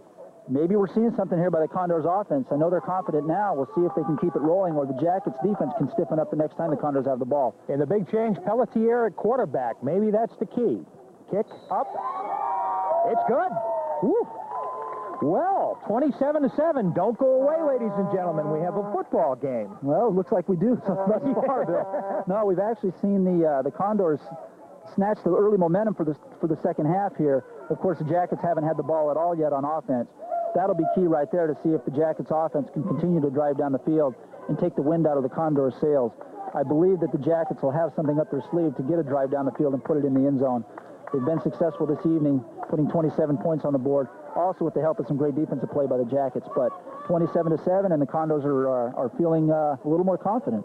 And Chris, though, the Greenjackets can't get over anxious here, do something silly, throw the pick. and then the Condors motor down and score again, because then it's going to get a little too close for comfort. No, you're right, Bill. I don't think they have to do anything drastic, make any major changes from what they did in the first half. They just have to play green jacket football, keep two hands on the ball when they need to. Whenever they're getting hit, hang on to that ball, secure that ball, and not make any turnovers the second half. And that one's taken. Nice job focusing in on that. Still motoring. He's coming down. He's going right. Shane Sportman, number 32. Great run all the way past midfield. And that's actually Sakima Grimes, number 22. You can tell my glasses now are totally soaked. You know, that is Sakima Grimes, and that's a name we haven't called out much this evening. As we mentioned earlier in the first half, that we weren't sure why he wasn't in the running back position where he was last week, and we're seeing more of Andre Wyatt. Not that Andre Wyatt isn't capable, as Wyatt comes back in at the back position, but Grimes had a good game last week. He showed what he can do there on that return, got great yardage, put him in great position on first down for the Green Jackets just past midfield. Can't be an injury problem. The way he ran that ball back, he looked absolutely stellar. Here we go. 1st and 10 Green Jackets. Siska remains in at quarterback. No surprise, especially in light of the Montreal score. He's got the ball in great field position in midfield. They're keeping it on the ground. Andre Wyatt, line of scrimmage, squirts out. Good second effort, good spin move. Andre Wyatt, first down, I think. Pretty darn close anyways. Yeah, great, outstanding. You pick your adjective run there by Wyatt. That was all him. He took the first hit right at the line of scrimmage, broke several tackles, spun out of it, went down the sideline for I believe it's a first down by the Jackets. You've got two very potent running backs there in Grimes and Wyatt. Either one of them are interchangeable and both successful. It's a great predicament to have, a great quandary to be in when you've got two great running backs like that. We do have a first down by the Jackets. And the rain continues. Thank you very much, sir. Charles Adams just coming over with the umbrella, and I think we need it at least for a few minutes here as the rain is coming down very hard right now. Green Jackets with a first down situation. Ball right now inside the 40 at about the 38. Handoff again to number 28, Andre Wyatt. Andre, good second effort. Gain there of about 2 or 3 yards. It'll be second down Green Jackets. 10:25 remaining. Third quarter action. The Green Jackets on top 27-7. But we saw some changes to the Condors offense to start the third quarter, and that has made a difference. So the Green Jackets in a situation where they very much like to score and take control back of this game. I believe we have a pause in the action, maybe for an injury timeout. I'm not quite sure. But yeah, it looks like the Jackets are going to be content with keeping the ball on the ground, which maybe they should with the lead that they have in the rain coming down. Continue to let the clock wind and continue to grind out first downs and put the ball in the end zone. Great job tonight by Wyatt, though, running the ball. He's been running hard, hanging on to the ball, showing no signs of mishandling it. Exchanges have been great with Kevin Siska. He's having a great game tonight. And when you add that to some great running and some great blocking by number 33, Keith Sylvester, in the first half, really building a great stable of running backs and blocking backs. Here we go. Second down and about 8. Green Jackets with the ball. Siska's back. Siska's looking. He throws. He's looking for Gabe Young. Gabe's got it. Standing up for a touchdown. Green Jackets touchdown, no flags as the rain really coming down now. Well, there we have it, Bill. We saw Kevin Siska with an outstanding throw there. I don't think the Condors were expecting that at all. They haven't thrown the ball at all the half so far. And Gabe got by the 2 defenders there. Siska threw it over the top. We've seen that so many times this year. I don't think we've seen it under these conditions, but Kevin showed a great arm there, able to get the ball off. Gabe showed great concentration to catch a wet football. Tack another 6 on for the Jackets. It's exactly what they needed to combat that touchdown in the second half by the Condors. Yes, answer score for score, and that's exactly what they did. And another kudo to Gabe Young, once he got the ball, to keep his feet and still stand and get into the end zone in these slippery conditions, on turf. Backs that in to try to make it 34-7 Green Jackets. He's had a great night tonight. Ball's down, kicks up. It's good. Only the official standing directly behind the kicker is making the calls tonight, and that may be a Canadian thing. I'm not quite sure, but that was a great job there of concentration by Dan Chandler to get the ball down, and Brian Bagstad to get the kick through. While we have a pause here, too, the outstanding throw by Kevin Siska and the catch by Gabe Young, I want to mention tonight that the wide receivers and tight ends are sponsored by McCann's Pharmacy, your hometown full-service pharmacy on the park in Hudson Falls. Free delivery 7 days a week. And that throw from Kevin Siska, of course, was outstanding. And the quarterbacks tonight are sponsored by the Post-Star, reaching 100,000 readers every day from the Capital District to the Adirondacks. I'd like to remind you that all footballs this season are sponsored by the Pro and Mo Sports Shop. That's when we're home, of course. Your preferred supplier of awards, plaques, and trophies for 27 years. 151 Broadway in Fort Edward. Our running back, sponsored by Luisa's Italian Bistro. That sounds pretty good right now. Homemade Italian favorites, great food, great prices. South Glens Falls, 745-5055. Not that the apple cookie or potato chips aren't good, but the bistro sounds pretty good right now. 9:47 remaining third quarter. And Bagstad kicks off. Ball taken at the 15. Across the 20, 25, staying up the middle. Nice run. And then nailed. Nice. I'll tell you, that tackle right there by A.Z. Longmire was unbelievable. It looked like that return man, and I can't make out his number, was yanked back. He had a cord around his waist. Yep. And was yanked back about 6 or 7 yards. Longmire just drove him back, planted him right on his back. Great tackle there by Longmire. While we have a moment to mention it, folks, the rain is coming down here unbelievably hard. We're standing on a metal-grated a mezzanine area above the press box. Covered is about thousands of dollars worth of electronic equipment. These folks over here, Charles Adams and Sandra Aubin, do an incredible job to bring this picture to you the way that they do under these conditions. I don't know how they do it. I was talking with them at halftime. Amazing how they can do it and come out unscathed with this equipment still in operating condition. It's unbelievable. They're keeping it on the ground. Harks again with a decent run, this time wide left, and a nice gain again. He's done this before. Looks like they're going to give him credit for about 7, maybe 8 yards. Nice run. Yeah, Harks has done a great job all night running, and of course I don't have the luxury right now of a running a stat total on him, but I know he's probably well over 50 yards thus far this game, and his yards per carry average has to be in the 4 or 5 yard range. He's done a great job this evening, running and making yards out of nothing in many cases. We're in Nepean, Ontario, outside of Ottawa. Bill Callahan with Chris Drennan.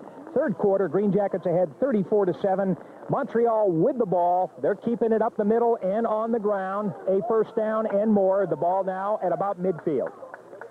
That was a quick handoff right there to number, I believe that's 32, and that's a number we haven't called this evening, so give me a moment here to mention his name.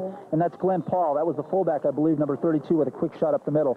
Of course, the Jackets shut it down and brings up a first and 10. They got the first down there, and we'll see what they can do here, just a yard shy of midfield. Now, Montreal's got to keep the pressure up. They really have to score in almost every drive here in the second half to stay in this game. Let's see what they do with it. Again, keeping it on the ground. Harks, good second and third effort. He's down inside the 45 to about the 43-yard line. Once again, Harks made something out of nothing. He bounced off the initial hole that he was running through for extra yardage. And I believe after this game, Bill, we may see that WR wide receiver on the roster next to Harks. Yeah. Erased and just RB for the rest of the season because he's doing a great job at running back. If it were me, I'd keep him at the running back position the rest of the season. I would too, and what we're seeing here of Pelletier at quarterback, number 16, I think he's impressive. He will probably get the start next week as well. Here we go, ball at the 43. Again, keeping it on the ground to Paul, the fullback, who gets nowhere. Quick handoff up the middle. Once again, number 58, A.Z. Longmire, not fooling him. He shuts him down right at the line of scrimmage or just a little past. Wrapped him up, perfect form tackle there. Drove into him, wrapped him up around the waist, drove him backwards, didn't let him fall forward. Great job there by A.Z. Longmire. Of course, the linebackers tonight are sponsored by the UPS store. Mailboxes, etc. is now the UPS store in the Hannaford Plaza at 175 Broad Street in Glens Falls. A.Z. Longmire, fourth year with the Greenjackets, played his high school football in Paterson, New Jersey. Here we go. Big third down right now for Montreal. Call it third down and a very long 3 to go. Pelletier, the quarterback, in the second half right now for the Condors. Good crowd here tonight, and we've got flags before the play gets underway. Probably will be illegal proceeding. Yeah, and I believe it's movement on number 86 of the Condors. A little bit excited, wants to get out there and play very well. May have been going in his direction, and he was anticipating what he was going to do next, and it was a legal procedure against number 86 of the Condors. Boy, that was a tough one to spell. I think the rain's getting to me, too. I'm getting a little waterlogged. Yeah, well, I tell you, this is a heavy rain, and it's been very steady, and we were hoping that it would just be a shower and pass, but we're not going to be that lucky. I think we're going to be in the drench mode most of the game. Here we go. Third down, we're going to call it about 8 yards to go right now for Montreal. Pelletier with his work cut out for him. He wears number 16. He's under center. He's back to try to throw. Good pressure from the defensive ends. Just a little bit underthrown and incomplete. And I believe that was intended for number 86, and I believe they probably called the same play, so I think he was anticipating that on the play before. Little underthrown. Sportman didn't get a track on him. He was following the receiver. just underthrown. He was able to run underneath. It brings up a 4th down situation. We're looking at a punt here. Hey, while we have a chance to mention it, too, this is a great sports complex here, Bill. Yeah, sure. We've got a great field. Of course, it's a turf field. Thankfully, with these conditions and the rain like it is, we've got an artificial surface here because this would be a mud bath. Oh, yeah. By now and at this time of the game. But we're up here on a mezzanine that has some vibration to it. So if folks, if you weren't listening earlier, if you're getting a vibration in the image on your screen, that's because this mezzanine here, we're all attached to it, and any movement that we make vibrates the mezzanine a little bit, which brings you a little bit of a bouncy picture. Let's see if we've got some pressure here. No, they're going to let him boot it. Nice punt. He gets all the way back to Gabe Young, who's backpedaling, but he's going to take it. He's motoring. He's looking for a hole. He stops. He hesitates. And occasionally, he who hesitates is lost. He's brought down at about the 13, 14-yard line where it'll be 1st and 10, Green Jackets. And that was an outstanding punt there by Mark Irvin. We've seen a couple times this evening where he's had some punts that were great, but that one was your picture-perfect punt. He got all of that ball, but what that ball did was what they call turnover. He had a nice spiral. When it turns over, if you can get a ball to turn over, when it reaches its crest, if it peaks over and turns over and the nose starts to turn, you get an extra 10 or 15 yards on that kick, which is what he did. Pinned Young back there. They were able to cover him well, and it put the Green Jackets in their longest starting position, I believe, of this game. Spoken like a true all-star kicker, of which you are, sir. Here we go, the Green Jackets with the ball. No big changes expected so far. Siska remains in at quarterback. Rain continues to fall with 4:55 remaining, clock running in the 3rd quarter. Green Jackets with a very comfortable lead. Quick pass. Glover, the intended receiver. Both Glover and Alberts were in the territory. Incomplete pass. Right, we had 2 wide receivers in the same area. I don't know if that was actually intended to be that way, although it almost worked out, but I think Siska was a little high there. Of course, with the ball being wet, I think it got out of his hand a little bit, and he was just overthrowing his receiver there. But the wide receivers and tight ends tonight, we'll have a chance to mention it, are sponsored by McCann's Pharmacy, your hometown full-service pharmacy on the park in Hudson Falls. Free delivery 7 days a week. Taking a look at the backfield, Sakima Grimes, and I'm sure of it this time. Number 11, Tony Green. Siska, of course, the quarterback. 4:26. Clock continues to run. Green Jackets ahead 34-7 up here in Ontario on a rainy night in the Dominion. Kevin back. He throws. He's got his man. Does well to stay on his feet, too. He was slipping. That one's complete. Nicely done as he gets up. Number 17, Dan Chandler, and he's pumped. Outstanding job there by Chandler, not only to make the catch, was a good timing route between Kevin Siska and Chandler, but a great job by Chandler to hang on to that ball as he took a hit and fall forward for a 1st down. Critical right now that once you make that catch, handle that ball on a handoff, that you get 2 hands on it when you're being hit. The Jackets can ill afford to have a turnover here and give the Condors a cheap touchdown and let them start to get back into the game. If they can continue to keep the ball and not get any turnovers, there's no way, I believe, that they can lose this game tonight. 1st and 10 right now for the Jackets. Siska going back to pass. No surprise. Quick one to Sakima Grimes. Sakima trying to find a hole. He's brought down, and that will be a loss for the Jackets. It'll be 2nd down and 13. A quick hope you're getting better goes out there to our good friend and stadium announcer for the Green Jackets, George Fordring, who did some hospital time this week. We hope you're feeling better, George, and looking forward to hearing your voice at Eastfield this coming Saturday against Scranton. 3 minutes, 6 seconds. Clock continues to run. We're going to call this, 2nd down and about 13. Grimes remains in the backfield. Larry Albert's coming wide right now. Looks like Gabe is wide left.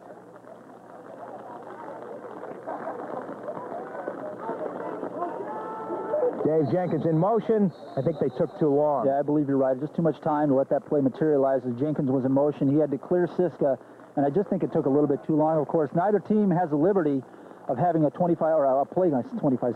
Here I go with my arena of a play clock here to look at, so they have to go on timing, and pretty much most of the time they do. In that case, just took a little bit too long delay of the game by the Green Jackets. And again, the big advantage to this game, as we saw in last week's game as well, is that everybody is seeing a lot of action in a lot of different positions, and everybody's getting their timing down. What I see here is what this is doing to the Green Jackets bench is superb, because as the stretch comes, the Green Jackets, no matter what hits them in way of injuries, the Green Jackets will be ready to handle games. I believe you're right. Here we go. Long count again. Here we go. Whitey Siska looking. Is he going to tuck it under? I think he's going to tuck it under. He's beyond the line of scrimmage now. He's committed. He's still running. I can't believe he's still on his feet. Kevin Siska, number 12 with the football. Siska's got one man to beat. He is brought down at the 25-yard line. A huge gain. No flags. No flags. Great run by Kevin Siska. We know the runner that he is, being a wide receiver, but that play would have not happened had it not been for Tony Green picking up 2 key blocks there to spring Kevin Siska and get him down the sidelines. Tony Green running hard, out there leading the way, getting 2 key blocks, not just one, chipping off of one guy and going to get another guy, letting Kevin Siska get further yardage down the sidelines. That's Tony Green for you. I wouldn't want to be blocked by Tony. No, that's for darn sure. Tony's a big man. Now, Tony's talking about this being his last year. We're kind of hoping that he doesn't, because his role as a team leader, as a backup quarterback, a man who can block, he can run the ball, he can play tight end. He's just too valuable to this football team. Doesn't have to start, but I'd love to see him back in uniform next year. 1st and 10 to go for the Green Jackets. The ball right now at the 25-yard line. Keeping it up the middle and still driving. Nice gain. Gain of about 6, maybe 7 yards for the Jackets. 2nd and 3. Yeah, nice gain there. Quick handoff to Schema Grimes up the middle. And I think we have seen our first major change in personnel for the second half here, giving him a rest. I think Andre Wyatt may be done for the evening, letting Grimes get back there in the backfield. But as you mentioned earlier, Bill, what a great convenience that is to have 2 great running backs like Wyatt and Grimes, interchangeable basically, if you will. And when Wyatt needs to take a break, you put Grimes in there and you're not losing a thing. Tony Green at fullback. And then now we've got a change at fullback now. We've also got Sylvester in there, and they're interchangeable as well. So great opportunity, a great luxury to have when you can interchange players like that. No question about it. Officials stopping the clock for a moment. Oh, penalty against the Condors, and that will bring it 5 more yards and another first down. Yeah, was it a legal substitution is what that is? Yes. That call? Yeah. Once again, so we've got that happening again here, and giving the Jackets an opportunity for another first down here. Puts them a little bit closer to another 6. Boy, that's a tough one. And so what it does right now, the Green Jackets are in great field position. In the backfield, Schema Grimes, number 22, number 33, Keith Sylvester. And they can pretty much do what they want. The mist hanging in very low here as the rain continues to fall here. We're just outside of Ottawa. And Schema with the ball. He dances pretty well. Gains 2, maybe 3 yards there, but they were waiting for him. Yeah, which brings up a 2nd down, and I believe it's goal from this vantage point with the rain and the low-hanging fog, if you will, or just humidity in the air. I can't see the line, the line markers over there, and I can't see where the markers on the sidelines are either. I just know that it looks like 2nd and goal, Bill. Yeah, I think 2nd and goal, definitely. And we run out of time, and you hear that little siren in the background. I always look to the parking lot to see who cars being broken into, but it's not the case here. It means we're at the end of the quarter. With the score, the Green Jackets 34, Montreal 7. We'll be back with the final quarter right after this.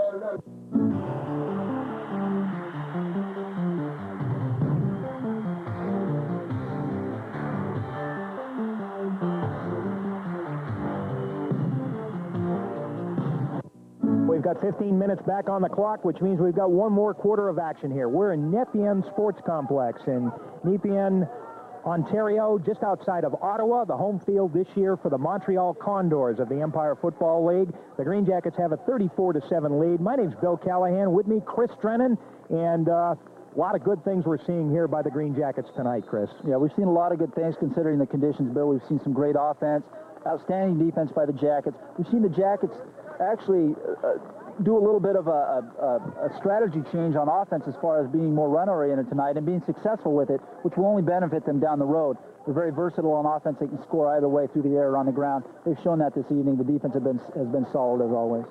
Okay, the Green Jackets, remember, because of the field adjustments, we're 5 yards off here. Ball right now at about the 7-yard line. Siska throwing, looking for his man, incomplete to Glover. Ooh, that's unusual. Yeah, it was just off his outstretched hands. Maybe if it were dry, he would have hauled that one in. It was catchable, but under these conditions, it would have been an outstanding catch. Good throw by Kevin Siska on the run there, rolling to his right, trying to throw on the run. Just a little bit outside of Glover's reach under these conditions. But brings up actually if I can read the marker, 3rd down and about 6 to go here as Kevin Siska gets the play from Coach Tom Mayer. We'll see what he does here. We're looking at probably, I would say, a 2-down opportunity here. I don't know if they go for a field goal or not under this situation. If they go for a fourth down conversion to try to get it in the end zone, and they don't, it puts the Condors in a long-range drive to go down the field and score 6. So I wouldn't be surprised to see 2-down territory here. Good point. Here we go. Siska under center. Handoff. Nope, he's keeping it. He's looking for a receiver. He's got his man complete, and touchdown and no flags. And that's Tony Green. Boy, Green can catch the ball, too. Oh, Tony can catch because he's a great athlete. But that was a little bit of a surprise to be calling out number 11 on the catch there, because you don't expect him to be as one of the receivers in the play, in the mix there for a pass. But fooled us, fooled the Condors. Good call by the Greenjackets. Put another 6 on the board. It makes it 40, and we're looking to make it 41. Definitely a nice catch. Remember last year, Tony Green played a little bit of tight end when Jack Gibbs wasn't available, and being the big man that he was, it really worked. And that was a tight end type of pattern, and it certainly worked. So the Greenjackets dominating now, 40-7, and Bagstad in to try to add one more point to it, and he's been pretty much right on tonight. We had an official's timeout for a respot of the ball. Yeah, he's been very much on tonight whenever he's had the opportunity to get the kickoff. Done a great job in waiting for Chandler to get the ball down on some snaps that have been a little off target, and they've been successful on every conversion that he's actually got his foot on tonight. Watch for the line doing the blocking here. Long count here by Chandler. We get the ball up, and it's good. Official standing right behind the kicker, Bagstad, and it's now 41-7, the Greenjackets. And this one's pretty much over but the shouting, Chris. We want to thank the Pro and Mo Pro Shop located on Broadway in Fort Edward. They provide all the footballs for the home games this season for the Greenjackets. We really appreciate Punk and Mo for their support of Greenjackets football. And please remember the Pro and Mo Pro Shop for all your awards needs, whether they be sports or corporate, as well as all your bowling needs as well. Go see Punk and Mo. And would like to say thanks to the Post-Star this evening for sponsoring the quarterbacks. Reaching 100,000 readers every day from the Capital District to the Adirondacks is the Post-Star. Also, the wide receivers and tight ends tonight are sponsored by McCann's Pharmacy, your hometown full-service pharmacy on the park in Hudson Falls. Free delivery 7 days a week. And right now, Bagstad's teeing up the ball for another kickoff. He's had plenty of activity in that department so far tonight, and he's been very good. The ball's had some good distance and some decent hang time despite the weather. Greenjackets have to feel good about this one. It was only a couple of weeks ago after a Long Island win that was a little disappointing that everybody was talking about. Perhaps the Greenjackets are a little flat. Well, they haven't showed it tonight, and they didn't show it last week, and they have their chance to show their stuff again next week, this coming Saturday, actually, when you see this telecast, when the Greenjackets host the Scranton Eagles, which should be a great renewal of that rivalry. Bagstad puts a boot into it. Nicely done. Taken at about the 15, almost dropped. He's across the 20, 25, still on his feet, looking for a hole. He's motoring. He's got one man to beat. Bagstad brings him down out of bounds, something I've seen Chris Drennan do one or two times after a kickoff, especially outdoors. Well, one or two times more than I wanted to. Indoors, yeah. But no, that was a great job by Bagstad to track him down, and that's what the kicker's supposed to do. He's a safety man. Prevent the guy from getting in the end zone. He tracked him down, ran him to the sidelines. When you're a kicker, the best thing you can do is force that return man to the sidelines. Use the sidelines as a defender, whether he runs out of bounds or force him in and pinch him in there and make the tackle. Bagstad did a good job and did exactly that. Although it's not what the Jackets wanted, is to put the Condors in a position past midfield to start their offense. But I think it's elementary right now with the score 41-7. It's all cosmetics. I don't see how that they can come back and win this. But you never know. We've got a whole quarter left to play here, Bill. Yeah, we sure do. And there's that pride of the Greenjackets defense that they've only given up 7, 3, and 7, respectively, in the last 3 games. They're keeping it on the ground, Montreal, right now, and they're getting nowhere. They would like to keep Montreal in single digits, that's for darn sure. Oh, yeah, and they completely shut them down on that particular play. And I think the Jacks are going to continue to play hard the rest of the quarter because, indeed, you're right. They're playing tough because they want to play that way, and it's a pride thing. They don't want to let them get a cheap touchdown, the Condors. But the main thing is they don't want to create any negative energy going into next week's game against Scranton. Yes. I think the Condors tonight were fully expecting or hoping that the Jackets would have a letdown from their big win last week against the Bulldogs. That has not happened tonight. Boy, that's for sure. The Condors with the football once again. 2nd down and 10 yards to go. They're starting off in great field position with the ball actually placed at about the 43-yard line? No, the 37-yard line, if I get my math correct. Pass looks complete to me unless the officials say he trapped it. Okay, he trapped it. Okay. So that's an incomplete pass, and we're in a 3rd down situation already with 12:23 remaining. Now, the Greenjackets, because Binghamton fell out of the league, have only 4 road games this year. This is the longest road game, okay? So they get the longest road game out of the way. They host Scranton next week. They have their shortest road game after that against Albany. Then they have a week off for Labor Day, which everybody in the league does. Then the last month of the season, well, they are on the road at, Orange County, home against St. Lawrence Valley, and the final game of the season on the road at Scranton before we go into the playoffs. So that's the Empire League schedule. Here we go. Pelletier looking for a receiver. Pelletier getting snuffed. Incomplete. A lot of Green Jackets there. And a flag on the play. Maybe a late hit. Boy, I don't know about that. Either a late hit or a face mask by the Jackets, but there was a whole slew of Jackets defenders pursuing Pelletier on that play. I think he was running for his life and just looking to find somebody to get the ball to, and we'll see what the call is here, but it looked like it could have possibly been something like a face mask. Intentional grounding. Ooh. Okay. Boy, Yeah. they're calling that one a little tight, I thought. Yeah. I couldn't have seen it being a late hit against the Jackets because they hit him just as he was releasing the ball. But like I said, he had about 3 or 4 Jackets on his back. And once again, that's why he tried to throw that ball away. He was running for his life. That's a loss of down and a penalty. Loss of down penalty and a 4th down. And a 4th down in forever right now for Montreal. I would assume they're going to be kicking this one, but we'll see. They might try to try a little trickery here. If you're going to try some, you might as well try it right now. Well, you have to always be aware of that. In this situation, you still have to be aware of it. But you are looking at about a midfield situation and 4th and about 20. I expect him to punt it. Here we go. 11:31. Clock continues to run. 4th quarter. Green Jackets 41-7. And he picks that one up and gets it in the air. Okay, hang time. Takes a bounce out of bounds at what's listed at the 35, really the 30. They're going to place it at about the 32. And again, we're playing on a Canadian field, thus all the math that goes on every time we place the ball. And that's not what Mark Irvin wanted on his punt. Of course, with the wet conditions and that ball being wet, went off the side of his foot and out of bounds. Not what he was intending to do. Maybe he was trying to kick it into the corner, but that's not where he wanted the ball to go out of bounds. Jackets didn't have a chance to return it, but with good field position like that, they didn't need to. Not what Mark Irvin was looking for in that punt, and I can see he's a little dejected there on the sidelines as he throws his helmet to the ground. Pretty tough to keep your head up in this game of football. You have a play that just doesn't go your way, and then you come out. You've got to think about it for at least 4 or 5 downs, and that's pretty tough. The emotional part of the game of football. Here we go. 1st and 10. Whitey Siska still in at QB. Dan Chandler wearing 17 is wide left, but they're keeping it on the ground. Looks like Keith Sylvester motoring with the ball. Gain of about 4 or 5. Big Keith gets up wearing number 33, one of the more improved players this year for the Green Jackets. And if I'm not mistaken, Keith Sylvester is looking a little bigger this year to me from up here at least. And I say, here on the program at least, it says he goes 255 pounds, and I believe it. Yeah. He runs hard up the middle, and he falls forward for about 4 yards.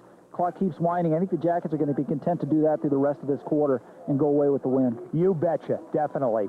Kevin Siska making a few adjustments, something he sees on the defense he wants to take advantage of.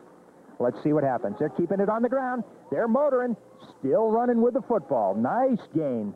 And that ball down to, let's see, about the 40, midfield. Yeah, 47-yard line. Okay. I got it right. Yep, and we had Andre Wyatt there with the ball again, replacing Sakima Grimes from the last series. So Andre Wyatt was not done with his evening, just getting a little blow on the last series there. And Wyatt once again picks up where he left off with another great run. And like I mentioned, them being interchangeable, there was a prime example once again. And Wyatt with a nice pickup, another 1st down for the Jackets. And definitely, all you Green Jacket watchers, you have to add Andre Wyatt to the list of improved players. He's having a great year. He seems to get better and better. Started the first game of the season with those screen pass completions, and now he's really picking up his running game very well. Keeping it on the ground, Wyatt once again. Wyatt still on his feet. Nice job by Wyatt. Good second effort. Gain of about 4. And gain of about maybe 5. Yeah, 5. What you see there, though, and I'm not quite sure, is they had him at about 3 yards. Yes. He kept moving his feet and fell forward for another 2, and that's what he's been doing all night. That's the kind of runner that he's looking like, and like you mentioned, improved. I say drastically improved. Yes. He's having a great game, but he's the kind of guy he's falling forward now when he gets hit, and he's not going down on the first hit. He's running hard. He's got some strong legs, and he keeps them moving. Green Jackets feeling very good right now. 9:02 remaining in this game. 41-7 the score. They'll have something to celebrate tonight. Some of these guys staying in the capital city of this great country. Sylvester with the ball. Sylvester's really motoring for his size. He's down to about the 36-yard line. Yeah, another great run by Sylvester there. He bangs one up the middle before they even had a chance to know what hit him, and he runs hard. And when they first wrap him up, when the first arms try to wrap around him, Sylvester hardly feels that, and he just keeps on going. Took about 2 guys to bring him down there after he gained about 12 yards. Another first down for the Jackets as they continue to chunk up the big yards right up the middle. No big surprises yet. The Condors can't stop them. Running backs. Oh, there we go. Running back sponsored by Luisa's Italian Bistro. Located in South Glens Falls. Homemade Italian favorites. Great food, great atmosphere. Check it out. 1st and 10 Jackets. Ball at the 37-yard line. They place it. Keeping it on the ground once again. Still motoring. Gain of about 5 before the Condors catch on to that one. Great second effort. Green Jackets continue to spin the clock. Exactly what they want to do. Another 4 or 5 yards there by Andre White as they continue to keep moving the chains and keep grinding the clock out.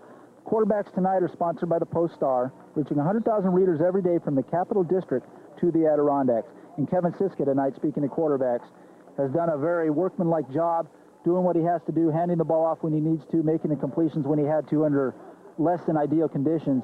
And Siska's been a solid player all year, and he's having another solid game. Siska's been the backbone of this team for the last 2 years. And, Siska's a guy that they have to keep winning the way that they are, and he's playing another great game considering the conditions. 2nd down and about 5. Andre motoring. Andre first down and a lot more. He's brought down at the 15-yard line.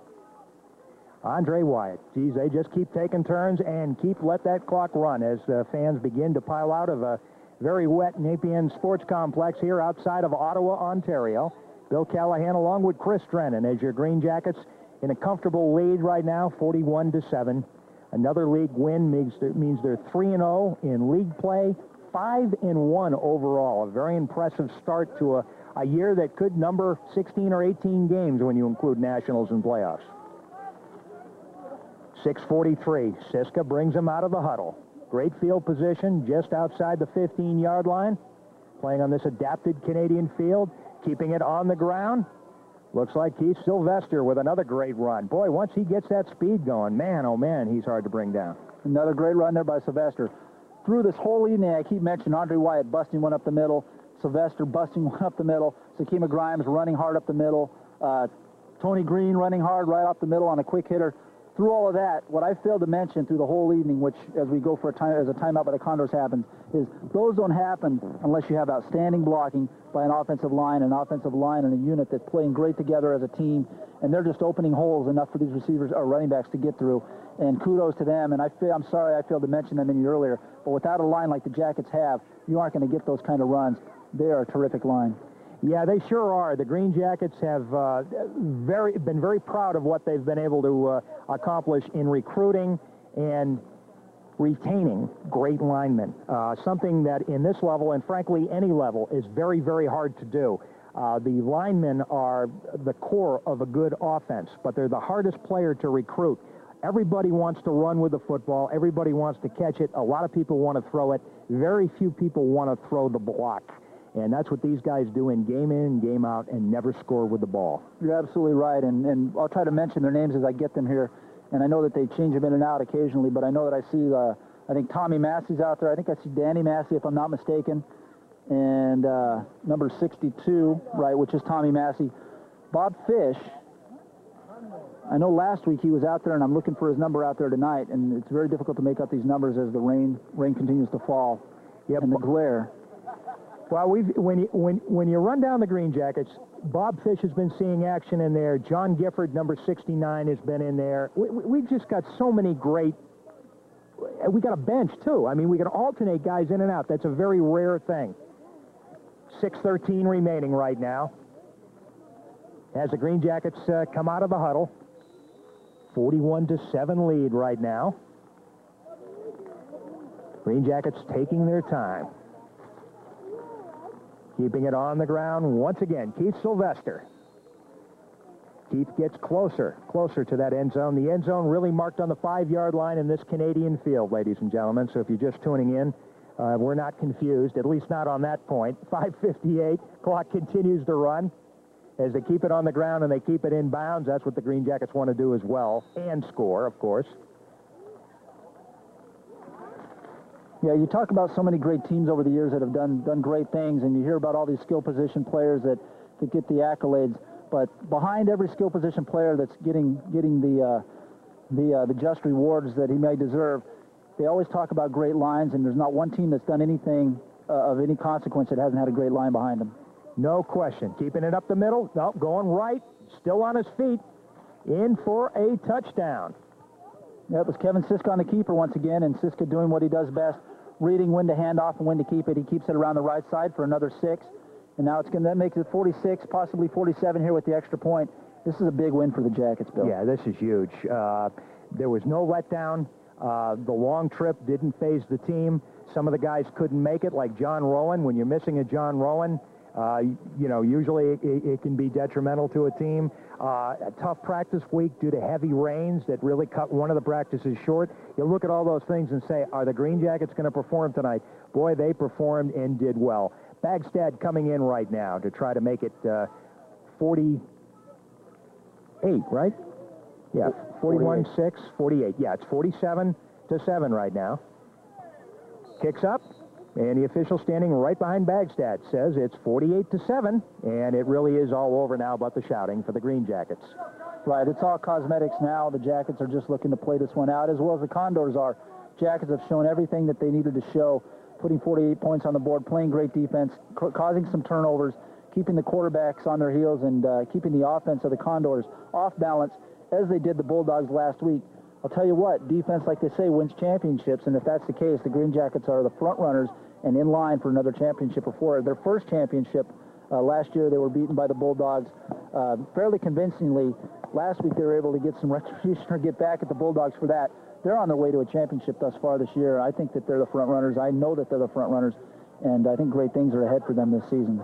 Well, no matter what happens tonight, the Greenjackets will be 3-0 now in league play, which means they are in first place. Depending on what goes on in Orange County will determine who's in second place. Albany, of course, has lost 2 games in league play, losing to Lake City, a surprise, and losing to the Greenjackets in a very close game. So if they lose tonight to Orange County, they would definitely fall to third place in a fourth place division. Orange County is still the team to beat, and the Greenjackets still have to go there. So the Greenjackets want to definitely run the string of all the other games here. Bagstad's kick, that's a beauty.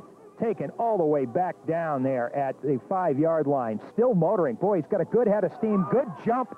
He's still running. Brought out of bounds at the 45, 1st and 10 Condors. Shane Sportman and Brian Northern bring him down. But no, that was a great return there by the number 80, or number 88, actually. And I can't get his name here off of the roster that I don't have here in front of me. So I couldn't tell you what his name is, but that was an outstanding run by number 88. After a great kickoff there by Brian Bagstad. Gives them great field position to start once again at about the 44-yard line for the Condors, but they've just been unable to get anything or make anything happen, even with good field position tonight, due to an outstanding Green Jacket defense. Derek Manning, number 88, is really their lead wide receiver, but we've seen very little activity from Derek tonight. Has not been a good passing night for the Condors. Looks like Pelletier still in at quarterback for the Condors with 4:37. Clock continues to run. They want to get double figures for the pride of it right now. And he's back. Pelletier looking. He's got his man. A little high thrown, but nicely caught. Still on his feet. Number 80. We don't have his name on the roster. He's brought down. That wasn't even a first down, which is surprising. No, he didn't get much after the catch. He ran a lot of east-west running, but not a lot of north-south. But that's an area where they really didn't get a lot of completions in this evening. Found a hole right there and were able to get a completion there. Maybe something that they should have run a little more of, tried to get some underneath throws. Haven't done it much this evening. It worked for them there, but I know the Jackets are playing a little looser on defense. Don't want to give anything cheap up, keeping everything in front of them. That was the case right there. And certainly what it did as well is it does not stop the clock because he stayed in bounds. So right now, time really an issue as we're down well under 4 minutes right now. Condors 2nd down and 3 yards to go. Condors back. He gets it off. Incomplete and actually could have been picked off. And we actually should have had a penalty called there, which we did. Number 86 of the Condors was actually in forward motion before the start of the play. Of course, in Canadian rules football, that's legal. I don't know if that's the reason why that was missed. Perhaps it was, or just the officials just totally missed it. But whatever the case, no penalty called, but it was an incompleted pass. The linebackers tonight are sponsored by the UPS store. Mailboxes, etc. is now the UPS store in the Hannaford Plaza at 175 Broad Street in Glens Falls. And speaking of linebackers, we did have missing a key player tonight in the Green Jackets with John Rowan. Not a factor with him out tonight. Jackets picked up the slack well. With him in there, he's just an added strength on the defense. And I mean, I don't know how you strengthen the defense like that, but they definitely are even stronger with John Rowan in there. Hark's running. He's got a first down and more, and now he wants to get out of bounds to stop the clock. 2:56, first down. Nice run by Harks, and he's been really the lone spark of the Condors offense tonight. Yeah, if there was a bright silver lining to this cloud or any kind of bright spot on the team this evening, it was Harks, making a lot out of nothing. And without the benefit of the stats like I mentioned earlier, but I would be willing to venture a guess that he's got to be, if not over the 100-yard mark, approaching it, and his yards per carry well above what the average would be for a running back. We finally retired the umbrella as the rain comes down to a mist. 2:55 remaining, 48-0 the score. If you're just tuning in, the Green Jackets have the lead. Bill Callahan along with Chris Drennan. The Condors with the football. They're in black right now with the multicolored helmets. Pelletier, the quarterback, he's back. He's got time to throw. He throws up the middle and complete. Nicely done. Not quite a first down, however. Good coverage by the Green Jackets. Clock continues to run. And as he gets up there, we can mention who that player was. I believe that's number 88. Is that? Yep, it looks like 88 to me. And right, a name we haven't called much this evening, actually, for the Condors. And like you mentioned, 88 being Manning, their primary receiver, and he just hasn't had a lot of action tonight. Of course, the Jackets, keeping everything in front of them, are content with letting them make catches, just not letting them get a lot of yards after the catch, which was the case in that situation.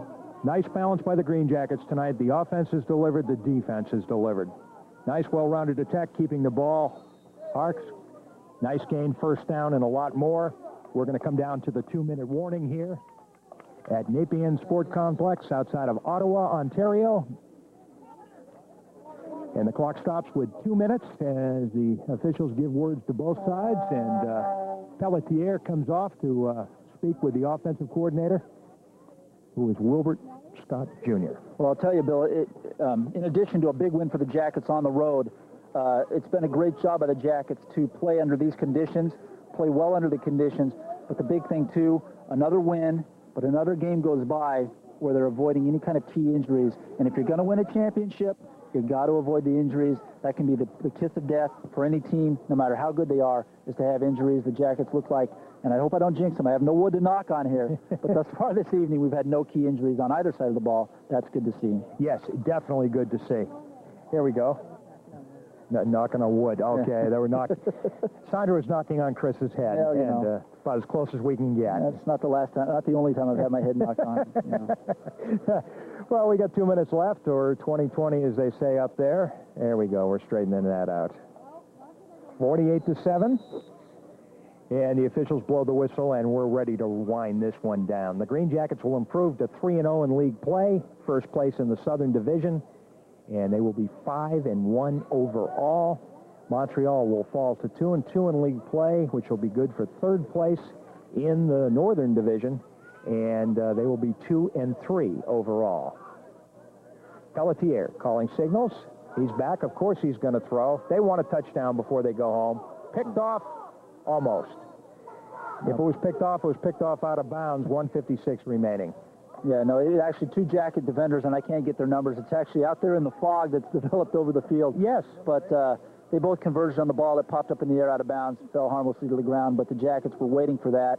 A little bit of air under the ball there, and they closed in on that and prevented a touchdown. And brings up a second and long situation for the Condors. Jackets are just content to just sit back there, play loose on defense, and let this thing wind down as it is. Let it wind down as the Green Jackets get ready for the Scranton Eagles at East Field, 7:30 p.m. We hope to see you there. It's going to be a dandy. Here, Pelletier up here. He's back. He's looking. Throwing to the end zone. He's got one man, incomplete, and definitely pass interference. And once again, that pass was intended for number 80, our mystery man of the night here. Yep. We don't have him on the roster, folks. No name on the roster there, but yeah, he was definitely interfered with there tonight. One of the only time this evening where we've had a pass interference called. Pretty easy call for the officials on that play to call pass interference on the Jackets, but like I said, all elementary, doesn't mean anything, won't affect the outcome of the game. but the Jackets would like to keep them out of the end zone one last time. Yes, definitely. Defense will dig in with 1:50 remaining. First time we've been here. We've covered Montreal in many different locations here for Channel 8. Pierrefonds and Chateauguay and McGill University downtown, and now here we are in lovely Ottawa, or just outside of Ottawa. It's great to go to different fields, and I'm not going to say the famous Bill Callahan line. It's always been a dream of mine to call a game here in Ottawa. I've never said that, but probably have come close. We have a timeout by the Jackets. Well, you've got your wish there to be able to call. Even under these conditions, it's great to be here. Oh, it is great. I look forward to this trip for the last week. I've been looking forward to it. I've been in Ottawa one time before, several years ago. I want to say it was 1997. My experience with Ottawa was great. All the people, the hospitality was super. Nothing short of that thus far this time. I was actually in Ottawa in 1997 to play an arena football exhibition game. Really? In the brand new, at the time, Corral Center. Oh, wow. And I believe it was against the New Jersey Red Dogs, and we played an exhibition game there to probably about 8,000 fans. Well received. They were super. They loved the game. I thought it was a big success. It was a big success because we won. But that was my experience with Ottawa. I was very much looking forward to come back, and so far I've been delighted to be here. Were you with Albany that year? At that time, I was with the Florida Bobcats, which was in West Palm Beach. Okay, I got you. The now defunct Florida Bobcats. Unfortunately. Yeah. A team that former Green Jacket Mike Waldron did some play in, and a team that Jeff Higgins went out for in preseason. Here we go. Condors trying to bring one in here before time runs out, and he is stuffed by 3 Jackets. Nicely done. Well, he was smothered by a wave of green there, 5 or 6 different numbers, and I can't... Too many to call out. Let's just say the whole Green Jacket defense had him covered there, and the clock continued. Actually, we've got a stoppage of play here. I don't believe there was a timeout called. I think they're going to wind the clock once they spot the ball, but the Jackets were all over that, and they've driven him back. They may actually hold here and keep them to 7 points on the board, and that would be that's a big moral victory for them. I know they don't want to let them in here. Definitely. And get a cheap touchdown at the end. Well, Chris, the last time I was here for football reasons was 1988. I went to the Grey Cup, and it was BC versus Winnipeg that year, and it was a great game. It was sold out. Commissioner Larry Smith at the time of the Canadian League got me tickets to that game, and that was a lot of fun, I'll tell you. Here we go. They're keeping it on the ground, and he's going nowhere. Green Jackets everywhere. Big loss. Wow. Yeah. Hey, nice try. Nice try. Big loss here, and we've got looks like a player for the Condors out at about the 35-yard line that's laboring, but I don't think they're going to call a timeout for him. Clock continues to wind, or no, actually they're waiting to spot the ball. And now they wind the clock. I think the Condors are just going to let it tick down, and if they get in the end zone, they do, and they don't. Well, actually, they are taking a timeout. They do want to try to get in the end zone. They want to try to put another 7 on the board.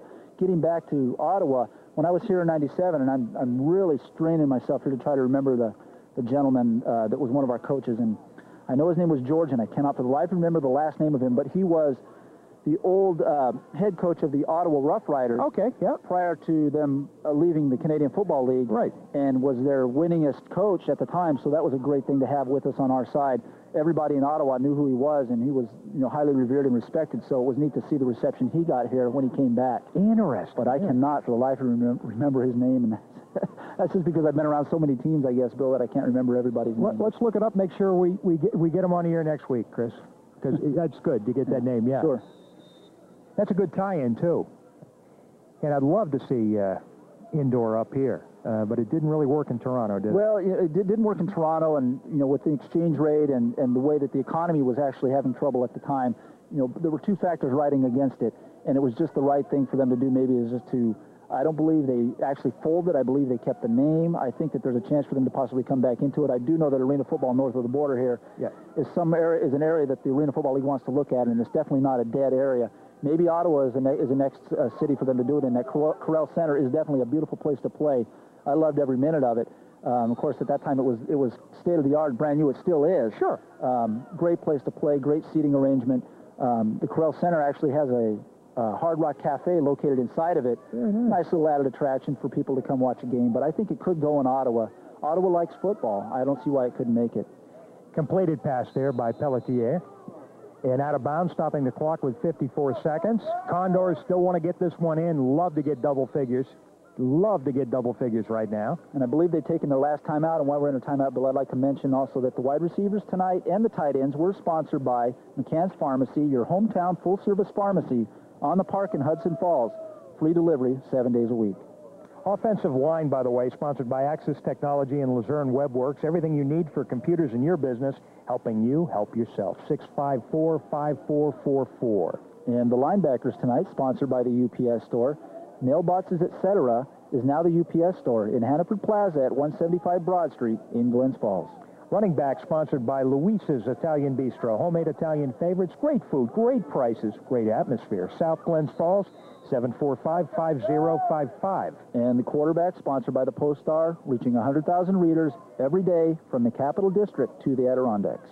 And all footballs this season, all home footballs, no punk, you're not paying for the balls of the entire league, are sponsored by the Pro and Mo Sports Shop, your preferred provider of awards, plaques, and trophies for 27 years. Located 151 Broadway in Fort Edward as the Condors, not the Concord. I'll get into that in a minute. They're trying for the end zone one more time. He puts it up.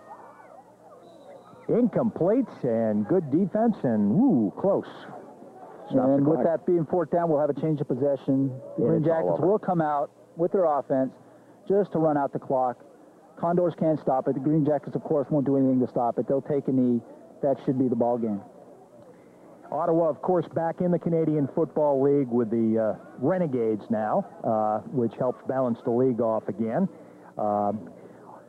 Canadian Football League has always had 8 or 9 teams in the modern era. Montreal's been in and out, and I made the mistake of calling the Condors the Concord because when Nelson Scalbania bought the Alouettes, he changed them to the Condors and brought in Vince Ferragamo, Billy White Shoes Johnson, and Fred Bolitnikoff, believe it or not, finished his professional career in the Canadian Football League. That I don't remember. Yes, yeah. Interesting.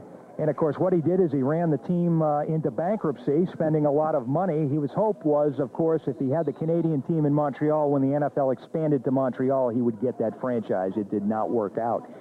Thankfully, the team was revived as the Alouettes once again and has done very well. And they are leading the Eastern Conference of the Canadian Football League again, and it's turning into be quite a hotbed.